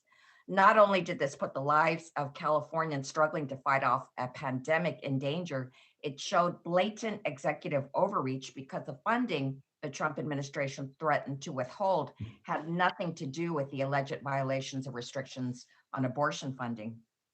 These repeated attempts to place unauthorized restrictions and conditions on congressionally appropriated funds was, of course, another attempted encroachment on Congress's power of the purse, but it's also democratic. Unelected administration officials seeking to appropriate funds were doing so unilaterally without responding to voters and gaining approval in Congress. So could you talk about the accountability measures that the executive branch evades when it circumvents Congress in this way? How do Americans have less transparency into this process when it happens this way? Thank you, Representative Chu. It's a great question, and I think it really comes back to the heart of what is on the table here when we talk about this legislation, which is that Congress needs as much information as it can get from the executive branch to make responsible spending decisions, and that includes information around the kinds of things that you are describing. I'll also reiterate something that I mentioned in my testimony, which is the increasing reliance or the increasing need to rely on the federal courts by Congress to try and enforce its spending and other policy decisions. And one major challenge there, and one of the reasons why Congress needs to bolster its own authority, is because that process is incredibly slow. So you mentioned in the case of California sanctuary cities, and you talked a little bit about the length of time that court fight went on. We have many other examples of lengthy court fights. And so one of the reasons that Congress needs to give itself more tools is so that it does not have to turn to the federal courts, who move quite slowly in this area, to try and have that as a backstop in these disputes with the executive branch. Thank you so much. Now I'd like to ask Ms. Perez a question about the ability for GAO to operate. And that is, I was last October the chair of the subcommittee on oversight for the Small Business Committee. And the GAO's director, William Scherr, testified that the Trump administration refused to give GAO access to documents and information concerning the implementation of the Paycheck Protection Program, and also resisted implementation for an oversight plan for PPP until December. Using this example of PPP, can you describe why GAO needs timely access to agency documents and information, and how that may have hampered implementation and congressional oversight of the program? Yes, ma'am. So and this is an example of when GAO needs access to information as quickly as possible to be able to carry out its oversight for Congress. So in the programs that you're describing, obviously we're looking at the CARES Act and various funds and authorities provided there. And so in order to give Congress the most timely advice and the most timely review, we need to have that information promptly. With those types of delays, unfortunately, it then delays our reporting to Congress. It delays our ability to be able to give you the advice that you need and the information that you need. So that definitely does have an impact on Congress's oversight. Thank you. I yield back.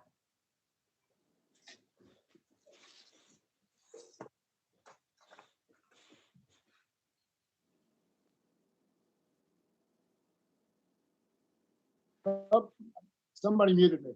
I now recognize the gentleman from Texas, Dr. Burgess, for 5 minutes. I know Dr. Burgess is here. Unmute your mic, please.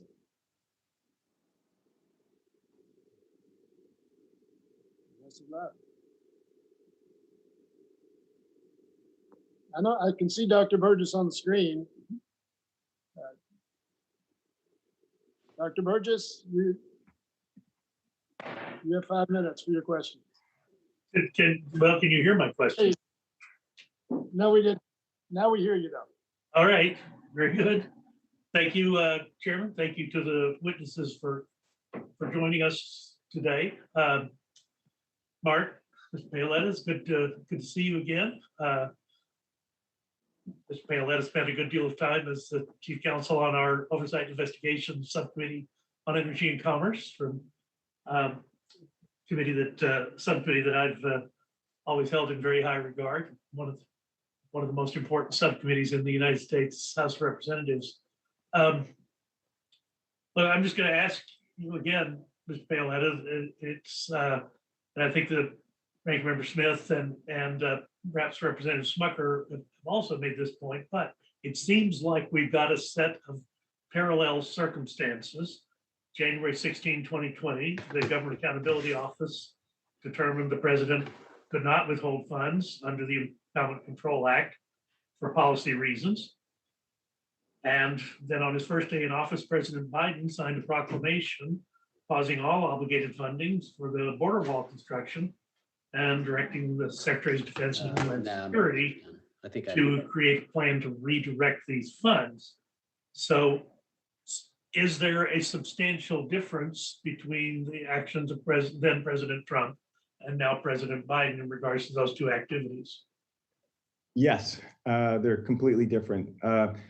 When the funds were paused on Ukraine, the very first hold was 10 days. It was literally to try and pause the funding so that, because there had been concerns about the funding expressed by the president. So there'd been a process right below.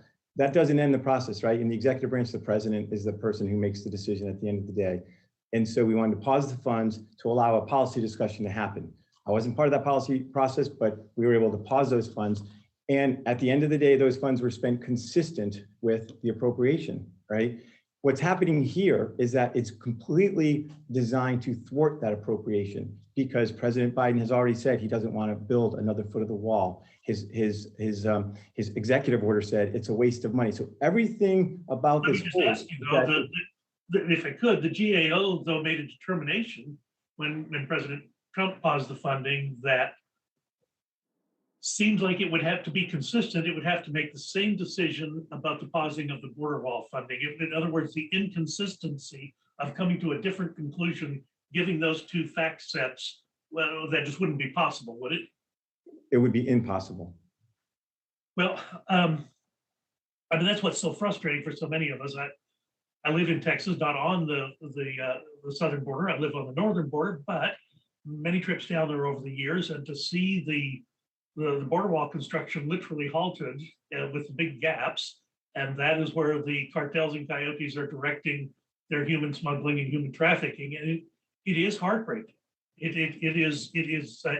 is, in fact, President Biden's own commander of the Public Health Service at the Dallas Convention Center, where 2,400 of these young men were being under an emergency hold.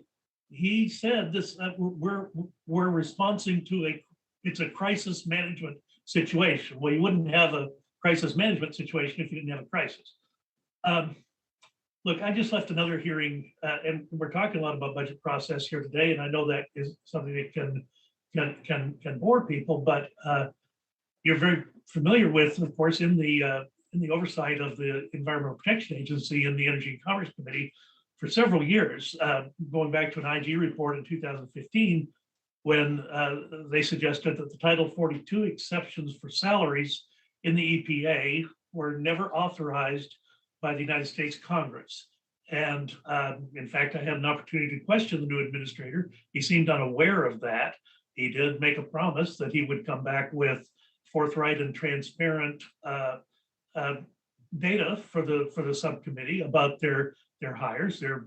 They're set to hire a bunch of new people. They thought the Trump administration made too many personnel cuts, so they're on a hiring spree. And it concerns me that, having never authorized the Title 42 exceptions to the senior executive service salaries, that the possibility of overspending on those positions is a very real one. So would you agree that the authorization needs to occur before the expenditure can happen? That is the best way to do it, to authorize programs and again, pursuant to, I think, your House rules, you would need to, it would be best to authorize before you appropriate. Thank you. And Mr. Chairman, I just have to also echo what Ranking Member Smith said about getting back to normal hearings. Look, the Doctors Caucus sent a letter to our House leadership. Many of us have been vaccinated. Others have had the illness. We need to be able to meet in a more normal fashion, because there's just so much you get out of an in-person hearing that you cannot get. And we've seen the technical problems that we've encountered. I encountered them on the E&E hearing as well. We have to get past that point. We can't do the people's business if we can't meet as the people intended. And thank you, and I'll yield back.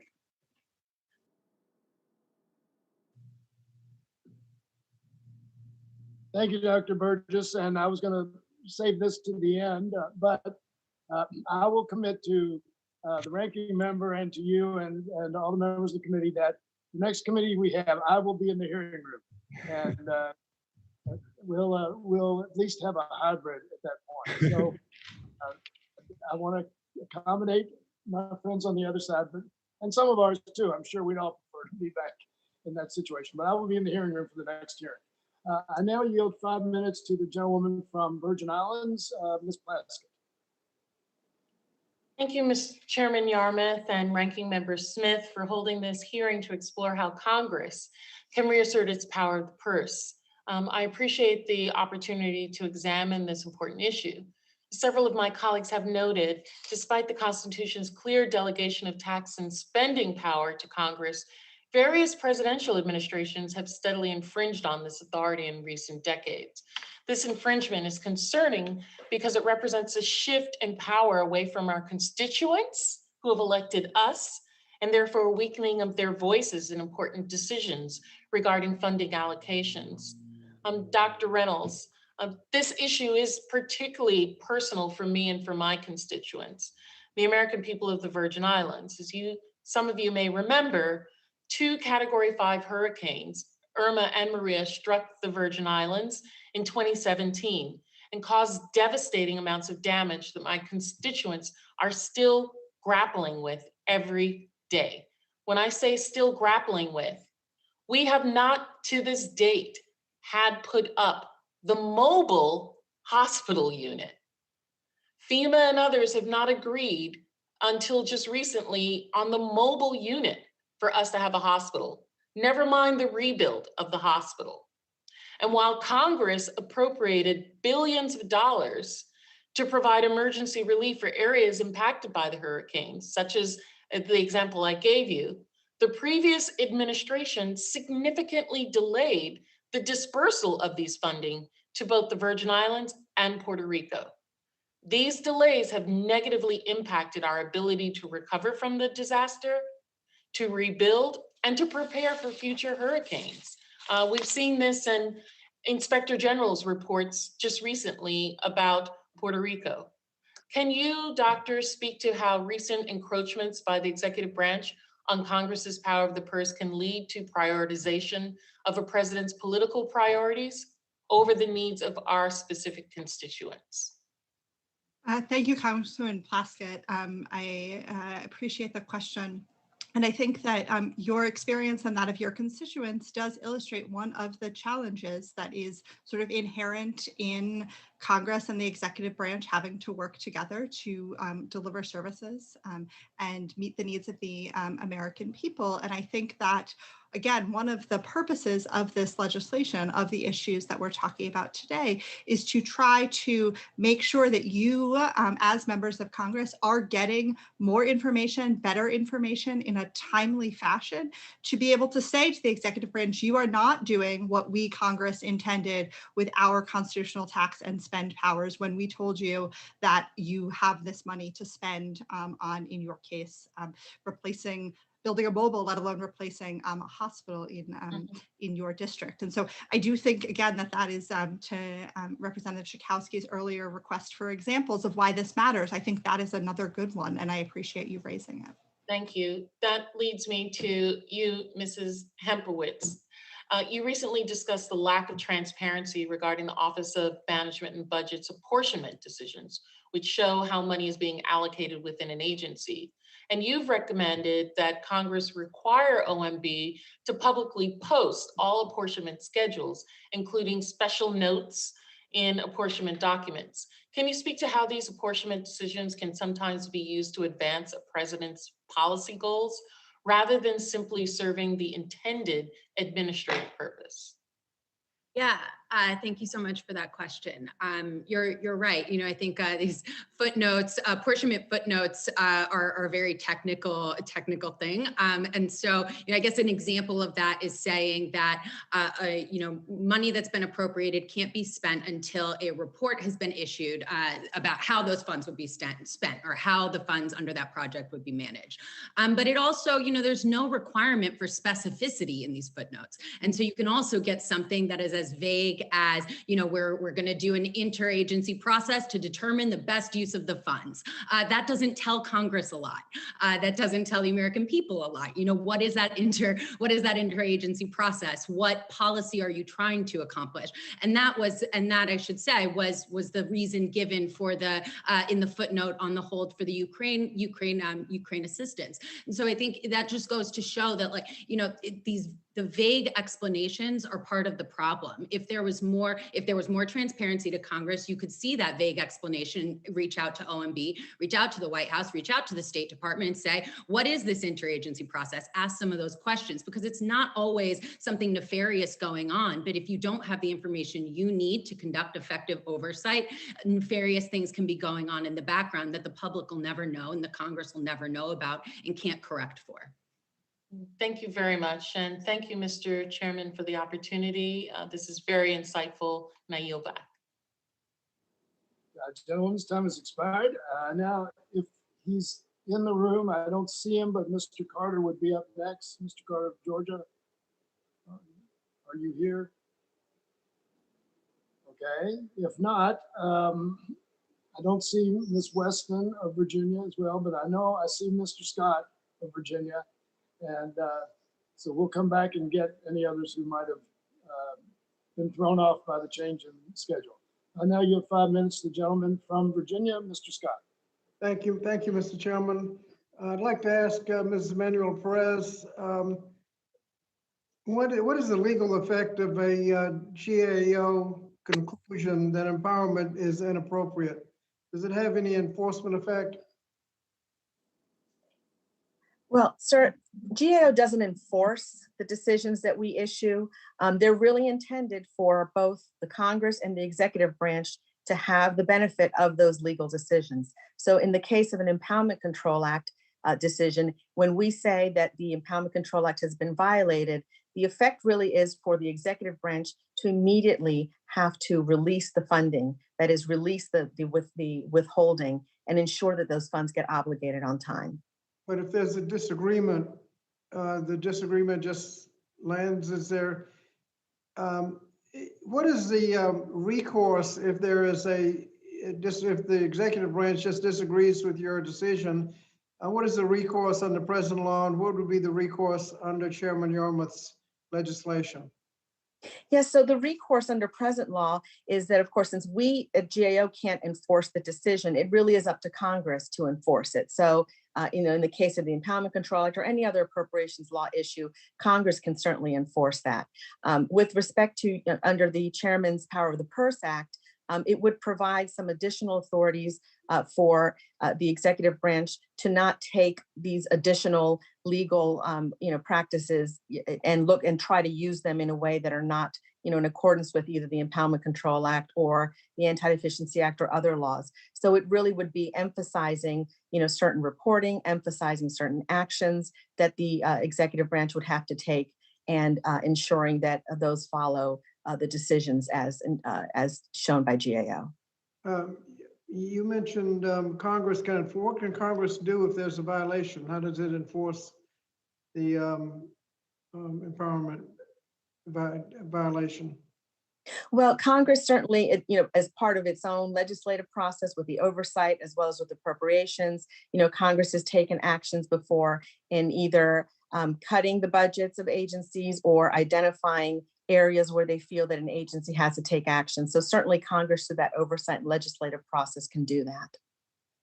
If an appropriation if you have something that's been properly authorized and appropriated, but depends on the promulgation of rules, and the executive branch just refuses to promulgate the rules, what happens in that case? Well, it certainly would depend on the particular facts, whatever law is authorizing it, what the rules that are being required of the executive branch. So certainly, we would be taking a look at whether there are certain actions the agency has to take by law and identifying if they have not done so. And again, that could be up to Congress to enforce that. And can you say a word about violations that happen during a government shutdown?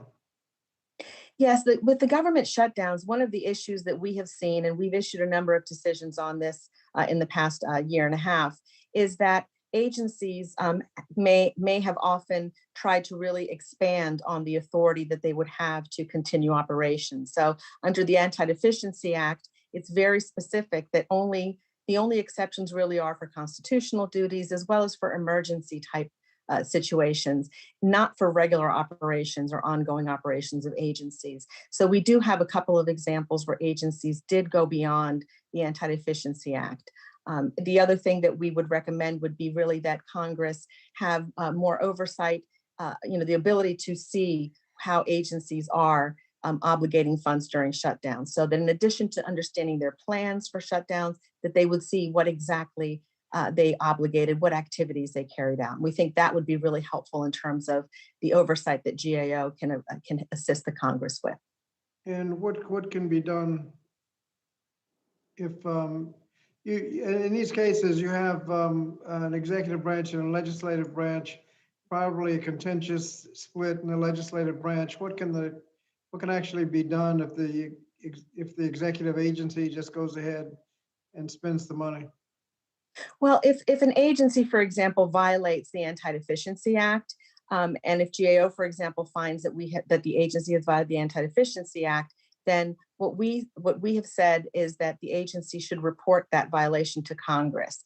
And in reporting that violation to Congress, they're going to provide information about the rationale for using the funds, what actions they're taking with respect to ensuring it doesn't recur, and any discipline or other action. So we think that having Congress ensure that those types of violations are reported are really going to assist, again, in that transparency and oversight. Thank you, Mr. Chairman, and I yield back. Gentleman's time has expired. Now yield 5 minutes to the gentleman from Iowa, Mr. Pinster. Thank you. Thank you, Mr. Chair, Chairman Yarmuth, and Ranking Member Smith. Thank you, Mr. Chair, for having this hearing today. I want to thank each of the witnesses for their testimony. I'm new to Congress, but not new to the government finance, especially when it comes to city and state governments. I was a city administrator and a state senator, and I'm very cognizant of budgets. And in my home state, we have specific rules that we do not spend more than we take in. We have a 99% spending level. I have found very little concern of this at the federal level. Mr. Chairman, you said on the House floor that the national debt will probably rise to about 50 trillion in the next couple of decades. You mentioned several historical points where our debt grew, but did not mention that in terms of debt to GDP. And at that time, our debt to GDP is about 50%. Well, today, our debt to GDP is well over 100%. And we're in uncharted waters, which we just can't shrug off as we move forward. I'm new here, but you don't have to be a member of Congress to see that we're piling up debt on this credit card and it has consequences. Mark Paletta, this question's for you. The National Oceanic and Atmospheric Administration has existed over 50 years without ever being codified into law. A 2016 CBO report highlighted that many federal agencies like the State Department, HUD, and the National Weather Service haven't been reauthorized in decades. Just last year, the CBO released a report that found $332 billion of funding was provided to 407 expired authorizations. It seems to me that there's a lot more ways than the Impound Control Act for Congress to reclaim the power of the purse. We could actually try to do our jobs and pass timely legislation through regular order rather than spending weeks on messaging bills, shouting our political talking points. I've been digging into these reports, and we aren't suffering from the lack of things to do. So, Mr. Paletta, my question is, you've worked both on committee and at the OMB. Do you believe that autopilot funding and authorizing as needed in omnibus bills impacts how the executive branch functions? And who benefits from this, the executive or Congress?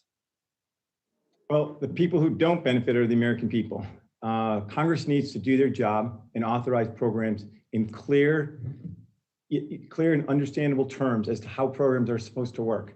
The fact that there are hundreds of unauthorized programs, some of the, as you said, the Department of State is unauthorized, is outrageous.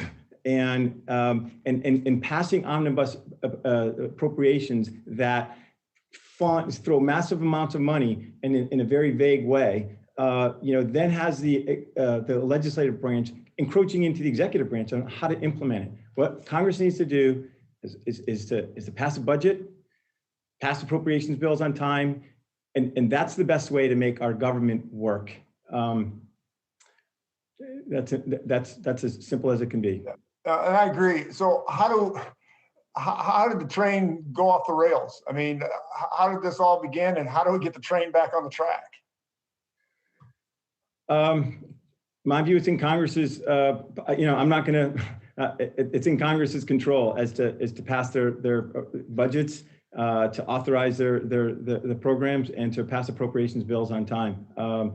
Not sure what the answer is. It's just, I know that the way it's run right now, and particularly having worked in both branches and most recently in OMB, it's very difficult as Congress does. And you see these, what's interesting, Congressman, is the idea that there's going to be this broad appropriation, and then Congress is going to come in on individual levels and tell the executive how to spend the money. That's not their role, right? The law of what they pass is what is important and is the guiding light as to how you're going to implement a program. And just one more point, if I may, just in terms of transparency, it would be useful if FOIA was applied to Congress, right? We all talk about the transparency of the executive branch and, looking, sunlight being the best disinfectant. It's outrageous, in my view, that Congress is not subject to FOIA. GAO is not subject to FOIA. So what goes into lawmaking? You say, one of the witnesses said, you pass a law, that's sunlight. No, what went into that law as to why it was passed, and what a member thinks it should be doing when it is enacted. So I think FOIA applying to Congress would be a great way to actually help the system work better. I would agree 100%. Thank you, Mr. Paletta, for your comments. Mr. Chair, I yield back. Thank the gentleman. His time has expired. I now recognize the gentlewoman from Iowa, Ms. Hinson, for 5 minutes. I think she was the first one to sign on today, so you've been very patient. Yeah, thank you, Mr. Chairman. Can everyone hear me okay? Okay, thank you.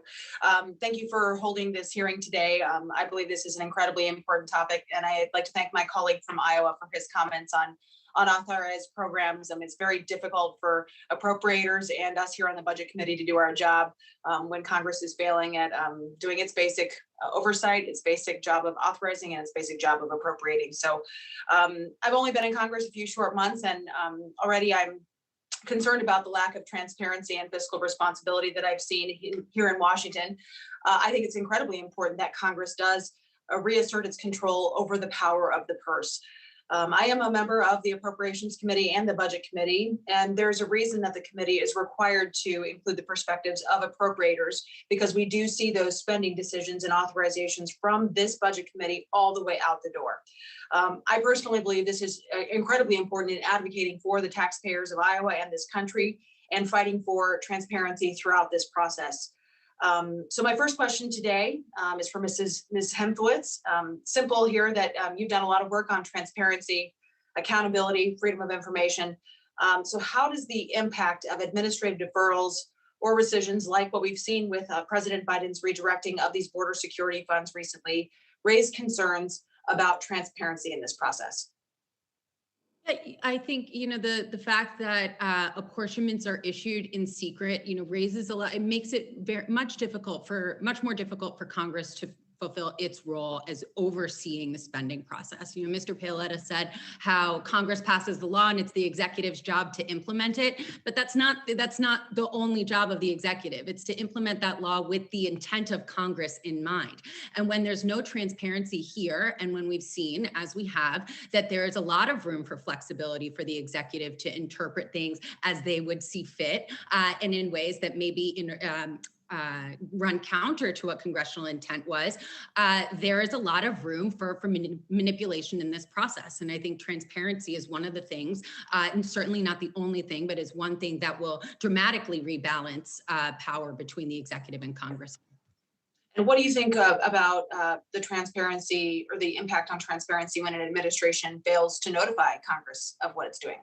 Yeah, I mean, it just goes to Congress's decreased ability to conduct rigorous oversight over the executive branch, something that the Project on Government Oversight believes is incredibly important no matter who is in the White House. And the less transparency to Congress means that it takes longer for you to do that oversight, for you to get that information, because eventually you'll likely get it. But in that time, what have you missed? It's also, I think, important to mention how, fighting with the executive branch to release information to Congress takes up so much time of your staff. Your staff has so many responsibilities to do and to execute in a given day. If there was transparency required in the law, proactive transparency that would give you a lot of that information, you can redirect your staff to more important things because you've got access to those documents and now you're able to fulfill your oversight function. All right. Well, thank you for your feedback on that issue. And then my next question is for Deputy Counsel Perez. I know you're familiar with our Constitution. So as we read the section that gives the executive branch authority to spend funds, do they have the authority to spend funds for purposes other than what Congress has appropriated? No, ma'am. The whole purpose there is that with the purpose statute, with the actual appropriations themselves, the executive branch does have to follow what the Congress has appropriated. Now, certainly Congress sometimes is much more specific in some cases in what the funds should be spent for. There are times, of course, when Congress also has provided the executive with some discretion. But the whole intent is that the executive branch needs to follow the laws that Congress has passed and that the president. And I agree, legislative intent is crucial and paramount here. So you also talk about the Impoundment Control Act in your testimony, that it was enacted to stop executive overreach. What do you consider to be executive overreach? What's that threshold for you? And what actions are being taken to prevent overreach for this current administration in regards to the border wall funding freeze? Well, with respect to the border wall funding freeze, obviously we have that decision that's pending. We have not issued it yet, and we are, of course, waiting for information.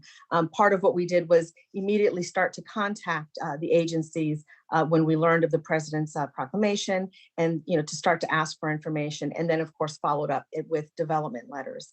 The whole purpose there of the Impoundment Control Act is we need to look at that there is a process there in the Impoundment Control Act, and the president has to follow that process. That is to notify Congress with the specific conditions provided by the law, and to not, for example, propose deferrals for policy reason. And in the case of any policy situation, the only process really is to propose a rescission. And so what we look at there is what is the executive branch carried out. We look at the rate of obligations. We look at what, for example, in these cases, what has OMB instructed? Those are all critical parts of that analysis. Okay, thank you, Ms. Perez. And Mr. Chairman, I would like to ask unanimous consent to submit a letter for the record that House Appropriations Committee Republicans, including myself, wrote today to Vice President Harris, requesting an update on the results of the funding pause. So I would seek unanimous consent to add that to the record today. No objection, so ordered. Thank you. I yield back. Gentlewoman's time has expired. I now recognize Mr. Klein of Virginia for 5 minutes. Thank you, Mr. Chairman. I appreciate you holding this important hearing. The power to direct and control federal spending is arguably Congress's most important legislative tool. So I'm pleased that we're holding this hearing regarding ways that we in Congress, and especially on the Budget Committee, can restore and strengthen Congress's power of the purse against executive branch overreach. This is particularly timely since soon after taking office, President Biden announced withholding of funds for construction of the southern border wall. There are other issues at play on this topic, including how Congress can create better legislation rather than relying on end-of-the-year omnibus bills and continuing resolutions to govern. So I'll ask Mr. Paoletta, Chairman Yarmouth's bill from last Congress, the Congressional Power of the Purse Act, modified GOA's role in matters regarding budget and appropriations law. Do you have any thoughts about the section of the Congressional Power of the Purse Act that would make administrative and possibly criminal consequences on federal employees in the executive branch who are found to have violated the Impoundment Control Act? Thanks for the question, Congressman. The problem with the Impoundment Control Act is that it's a very confusing law. And so I think that it puts federal employees in a difficult position, right? You have the Anti-Deficiency Act that you can't spend more money than you have. And if it's, intentional, that would be criminal. Or possibly criminal. And on the flip side, if you're not spending all your funds, you could be in trouble with these administrative sanctions. I think GAO proposed criminal penalties for impounding funds. I think it's a bad policy idea to impose sanctions on individuals with respect to the Impoundment Control Act. Thank you. I'll ask Ms. Perez. Congress's reliance on continuing resolutions and omnibus appropriations is not an ideal way to effectively and efficiently budget and govern.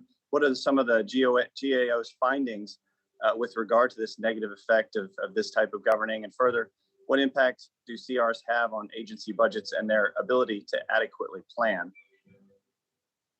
Yes, so we've done work on looking at the impact of continuing resolutions, multiple continuing resolutions during a year, or actually having them, for a full year. And certainly what we have found in our work, and we're very happy to provide that information for the record, is that there are impacts with respect to having to rework. So for example, multiple attempts to be able to, implement grants or to be able to award contracts because you have shorter periods for the funding to be available. We've seen delays in hiring, delays in other programs being implemented, because with a continuing resolution, one of the things, the prerogatives that Congress has is really to kind of really put everything on hold, that is status quo.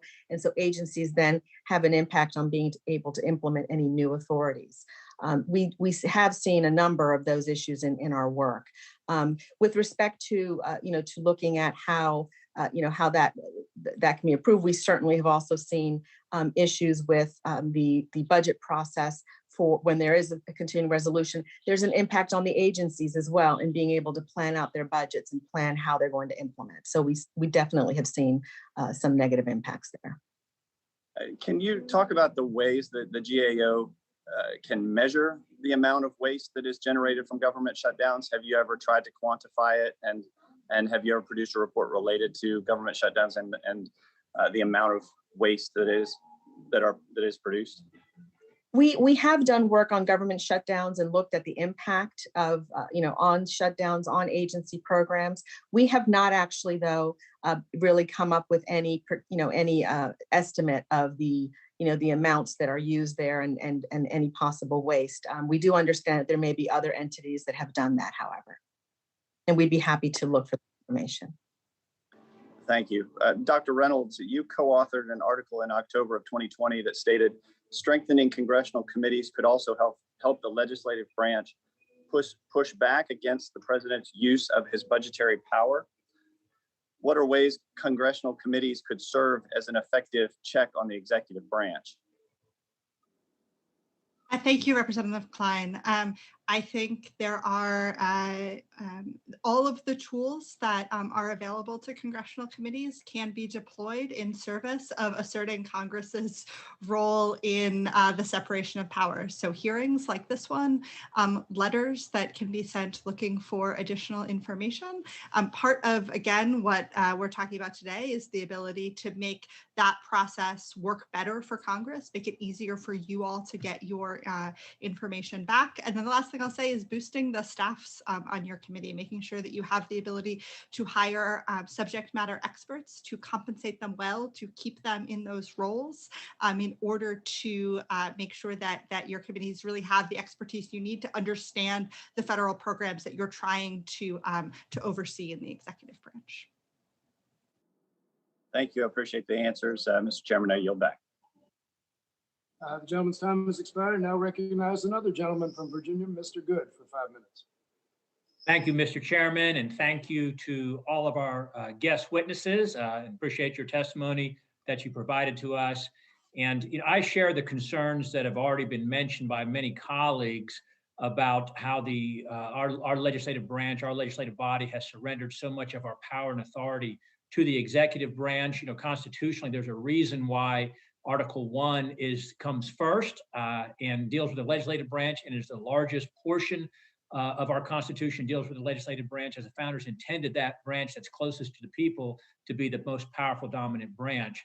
And I particularly appreciate the remarks previously here today by Congressman McClintock from California, what he shared, and I would echo his remarks without being redundant and repeating those. I do have a question for Mr. Paletta. In your testimony, you noted that reforming the ICA, and I'm quoting here, to return to a more equitable division of power between Congress and the President with respect to the expenditure of appropriated funds would allow prudent financial management to flourish. Can you just speak a little further on what recommendations you would have for reforming the ICA? Well, I think it's not so much focused on the ICA. I've written on the ICA in my opening statement, but I think it's really just a return to regular order. It's actually, having well-written authorizations and standalone appropriations that really lay out what Congress wants. So there isn't, this broad, appropriation or an unauthorized program that continues on. So that's at the heart of it is what I think Congress needs to do is authorize programs very clearly as to what they want the executive to carry out, and then pass appropriations to fund those. Well, you did an effective job of in your testimony also of talking about how dysfunctional we are in the way that we're handling our funding now and how it is not sustainable what we're doing. I do want to yield the balance of my time out of respect to the ranking member, because he ran out of time and I know he had some more questions he wanted to ask. So I do yield the balance of my time to Ranking Member Smith. Thank you. Thank you, Representative, for yielding.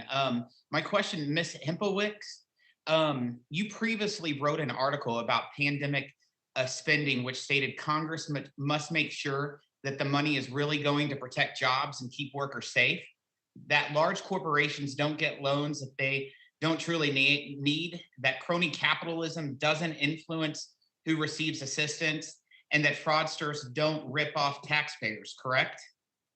Yes, Ranking Member. To that end, I understand you and your organization even published newsletters called Corrupted that described instances of corruption, fraud, waste, and abuse related to spending and other things during the pandemic. Yes, sir.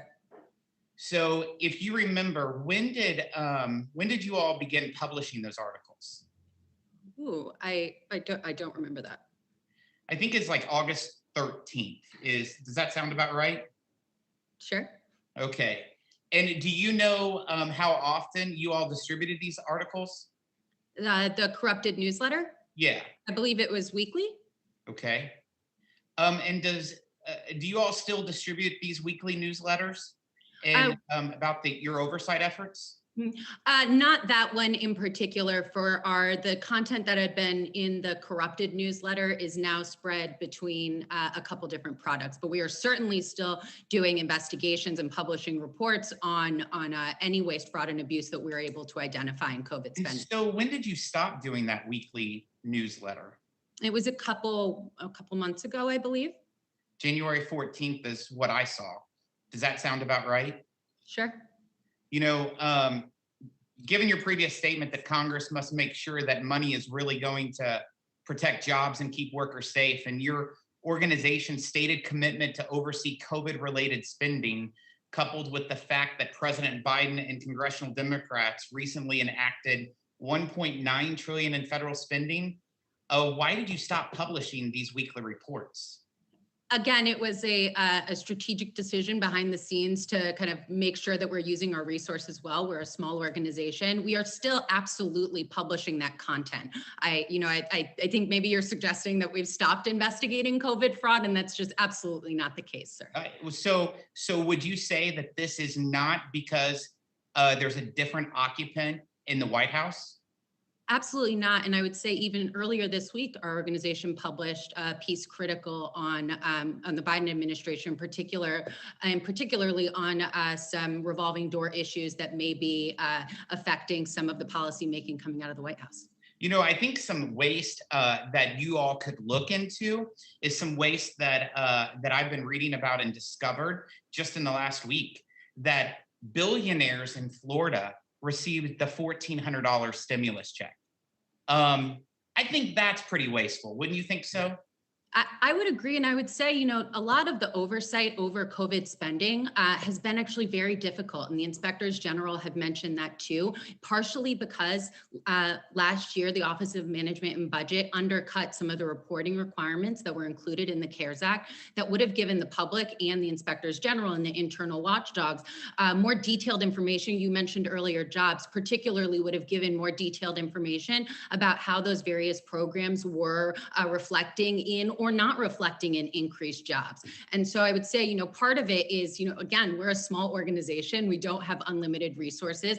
We're trying to make sure that we're using those resources as best as we can. But we also did create a tracker. It's called, and I'm forgetting the name, but I'm sure it's on our website, that tracks all the COVID spending. And I believe that tracker is the most comprehensive tracker that we have, that's out there, more so than what the government has put together, because it is really important to us as an organization that the public is able to track this spending. And particularly on the unemployment insurance that you were mentioning, we don't have a lot of data about that. So it is more difficult to do those kinds of investigations, but I certainly take your point, and it is really important to us as an organization. And so I would encourage you to keep your eye on our website, because that's where that content is now, not in that newsletter. I didn't mention anything about unemployment insurance. I was talking about stimulus checks. I'm sorry, I missed it. So that may be someone else, but I appreciate that you all continue to look at the waste of spending. Yeah, of course. Gentleman from Virginia's time has expired. Now recognize the gentlewoman from Texas, Ms. Jackson Lee, for 5 minutes.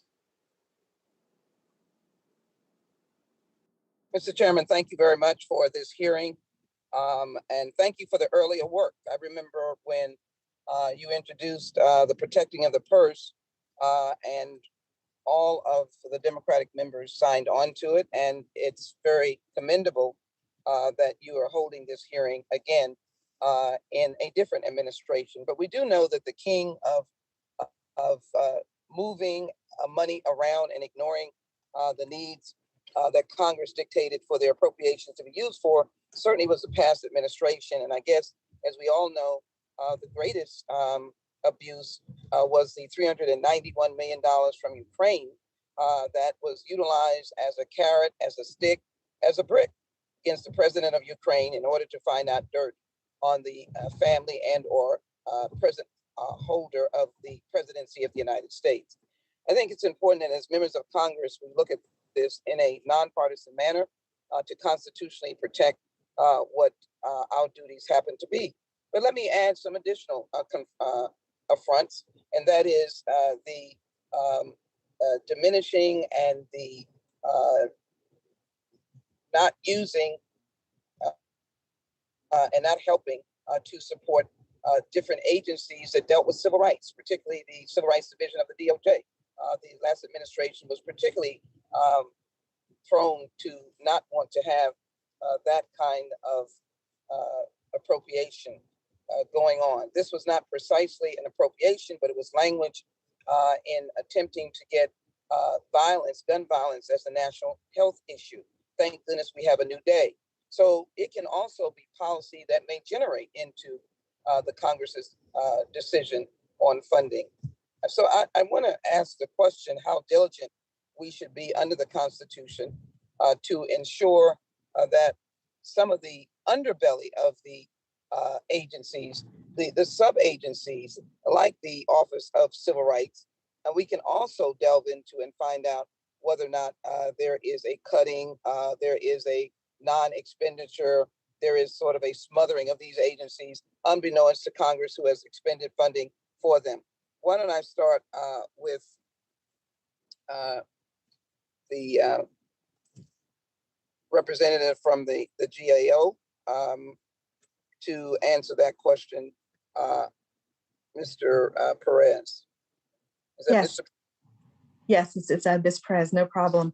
Yes, absolutely. So part of what we see, and which is in the Power of the Purse bill that had been presented in the last session, that we would continue to recommend is really having agencies not only have OMB publish the apportionment so that we have information specifically on those accounts in that real-time basis, but also having agencies report on their obligations with respect to shutdowns, report on their expiring and canceled appropriations, because that would really give Congress and GAO, as well as other watchdogs, the ability to look at what is occurring really with sort of that lifespan of the appropriations as Congress has set out. So these are the types of information that we think would be helpful to Congress in being able to conduct its oversight.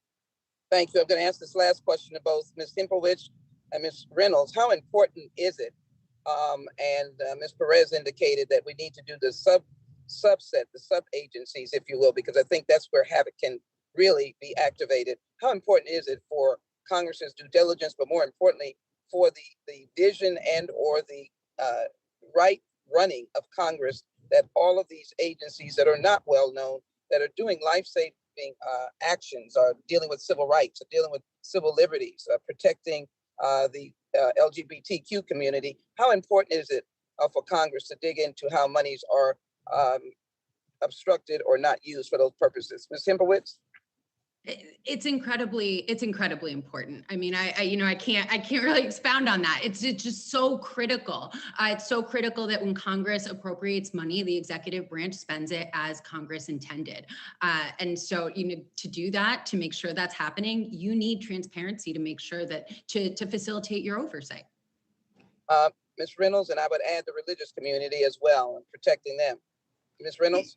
The only thing I will add is that part of why it's so important is because there can be divergence between what Congress asks for and what the executive branch does for reasons from nefarious to routine. And you need good information to be able to figure out all of those things, because again, the potential here for gaps is inevitable. And that's part of why it's so important that you get the information you need to make good decisions.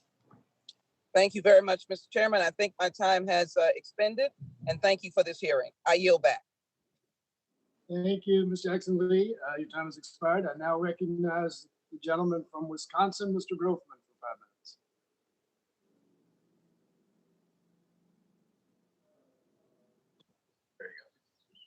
Just a general question.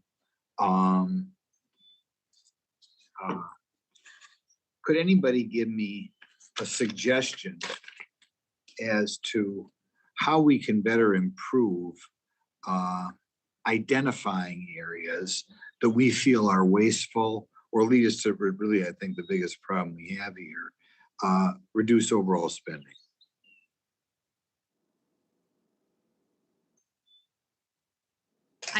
I can jump in with a suggestion.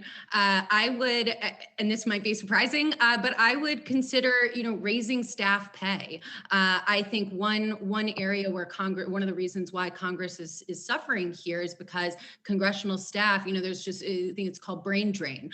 There's such high turnover that you don't have oftentimes the expertise your staff needs to be doing doing these programs effectively. And so that would be my suggestion. I see a little effort, like, go ahead. I'm sorry, go ahead.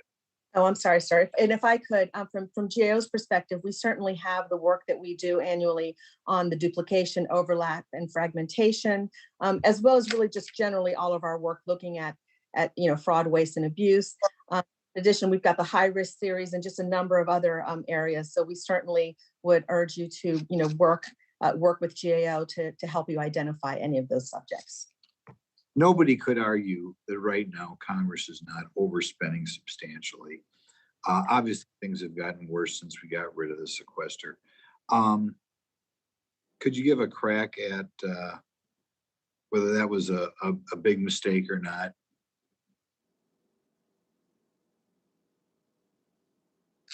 Well, we certainly did some work as well, looking at sequestration and the effect.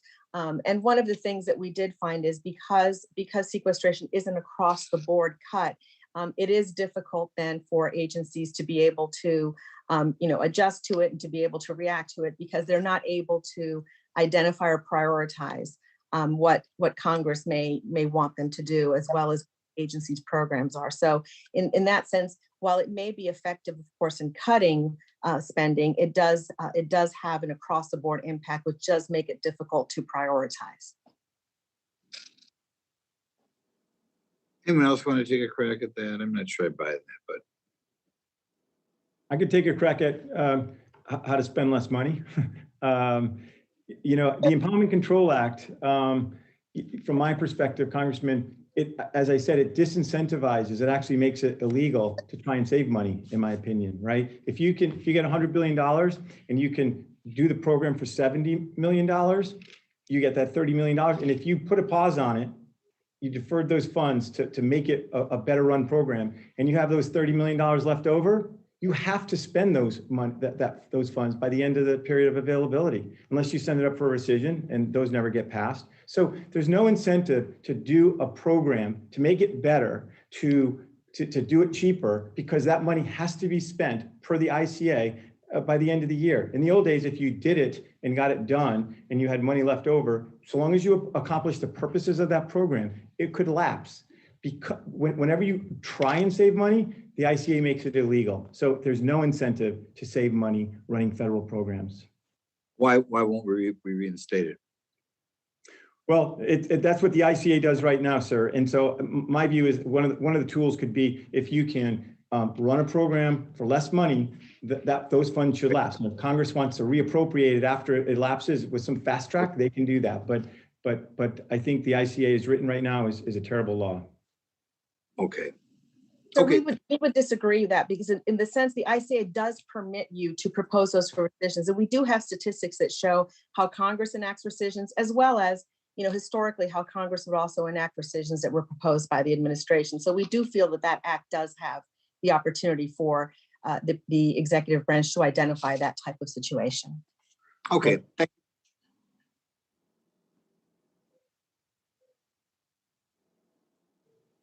Well, give it back to the chairman. I thank the gentleman. This time has expired, and I now yield myself 10 minutes for questioning. And I'm going to begin by yielding to the gentleman from North Carolina for questions. Mr. Price. Well, thank you, Mr. Chairman. Since we're not going to have another round, I want to just suggest a question that our witnesses could usefully explore for the record, and that has to, but I think we must raise it, and that is the I don't know if Mr. McClintock is still on the call, is he?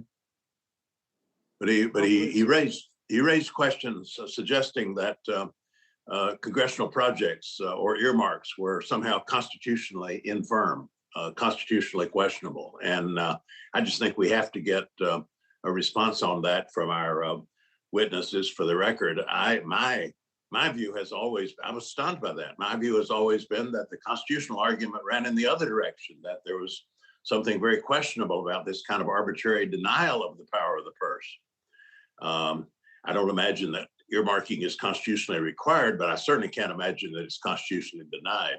Mr. McClintock said that Congress appropriates and the executive branch spends. Well, an earmark or a congressionally directed appropriation is an appropriation. It's just a more precise and more specific kind of appropriation. And the executive agency, of course, still executes that project. So I just think we need to clear that up, because we are embarking on this, and I view it as a reclaiming of the power of the purse. and therefore a very positive affirmative act. And I'm glad that both parties in the House, the majorities of both parties in the House, have agreed with that. But if we could ask our witnesses to submit some kind of commentary on that for the record, I think it would be very useful. We'd be happy to do that. I thank the gentleman. So reclaiming my time, I want to mention I've been informed by counsel just in relation to the last exchange with Mr. Paoletta that the Impoundment Control Act specifically allows for deferrals to achieve savings through greater efficiency of operations. So there is an opportunity to do that under current law, ICA law.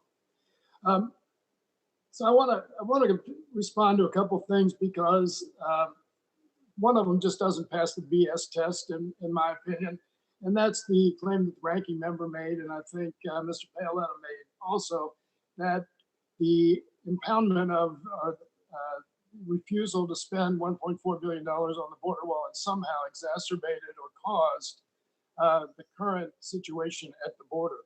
And the notion that in 100 days that 1.4 billion could have been spent to in any way affect the flow of people who are trying to enter the country is just absurd. I'm sorry, that's just crazy.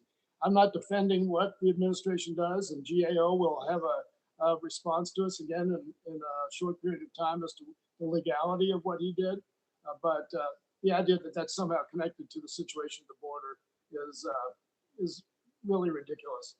And I do want to respond also to Mr. Feenstra, who I don't think he's with us any longer. But when you compare what a state government's fiscal constraints are, or a local government, or a business, or a household, as many people always do, it's not a valid comparison to the federal government. The federal government is the issuer of currency. All of those other either corporations or government entities are users of currency. They cannot create dollars.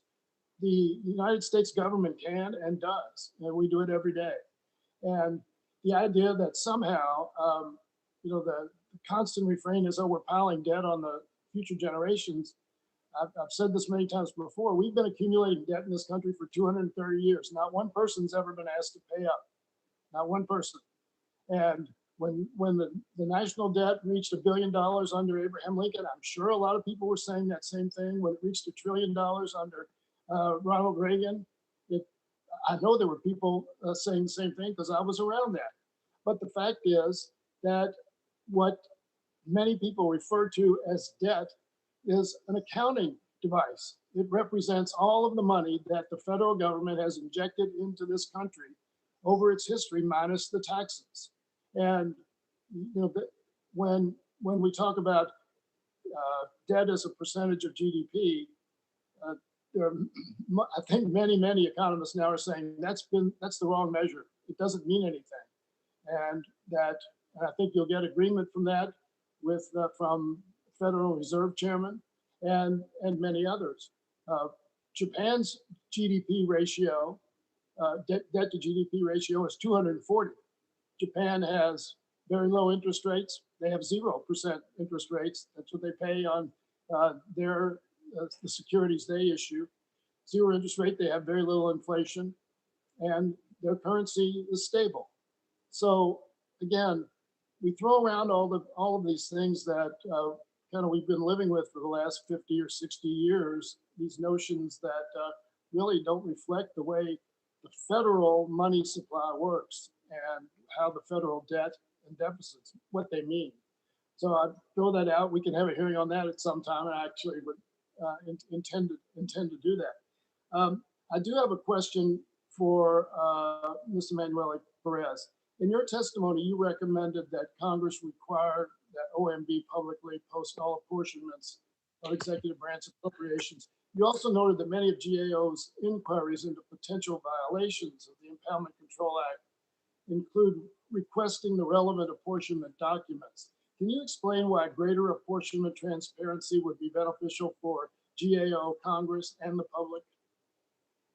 Absolutely, sir. So in order to have the information to provide you in the Congress with timely decisions, we need to have timely access to information. So having those apportionments available publicly means that as they are being published, as they are being carried out, we can have access to that information. We can be looking at programs as things are coming to our attention, or with respect to any other work we're doing. So it definitely gives us the opportunity to give you more timely advice, to give you timely decisions and other work that we do.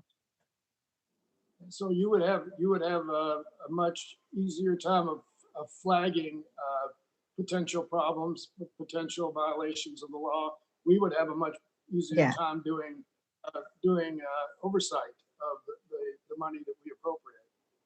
Yes, absolutely. Because if we look at an apportionment and we see something that seems to be anomalous, then we can ask questions right away. We can say, this seems different. We can compare it to prior years. That's one of the key things you can do in looking at the Impoundment Control Act issues, is look at the prior rate of obligation, see how the program was working in prior years. So that, again, having that information up front is going to help us identify potential problems. Thank you. Mr. Paoletta said something which I think is very, very true, and that is that Congress doesn't do a very good job of specifying what we want when we allocate money a lot of times. For instance, and I don't know that this is the case, but I don't have any idea how the language on the wall read. I don't know whether it said new wall, whether it said replacement. I don't know. You may know, Mr. Paoletta, and I'm not trying to say that's justification for anything, because it is clearly true that we don't always write the laws in the best way. We do try to have report language that clarifies some of those more detailed intentions, but we don't. So I think that your advice to Congress to be very as clear as we can be as to how the executive branch is supposed to implement those policies is well taken and well given. So I appreciate that. I'm going to go ahead. Would you like to? Oh, thank you. Sorry about that. You're welcome. You're welcome to respond. Yeah. But I have no other questions, and I've vented already enough. So I'm going to thank the witnesses for their testimony, their responses. Thank the members for their questions. And once again, I reiterate to the ranking member and every other member that the next hearing, the budget committee, I will be, for that hearing, I will be in the budget room. Mr. Smith, I will join you there, and anyone else who wants to join us.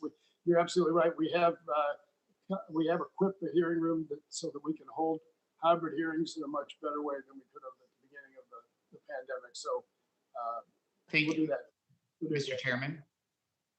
And with that, if there's no further business before the committee, this hearing is adjourned.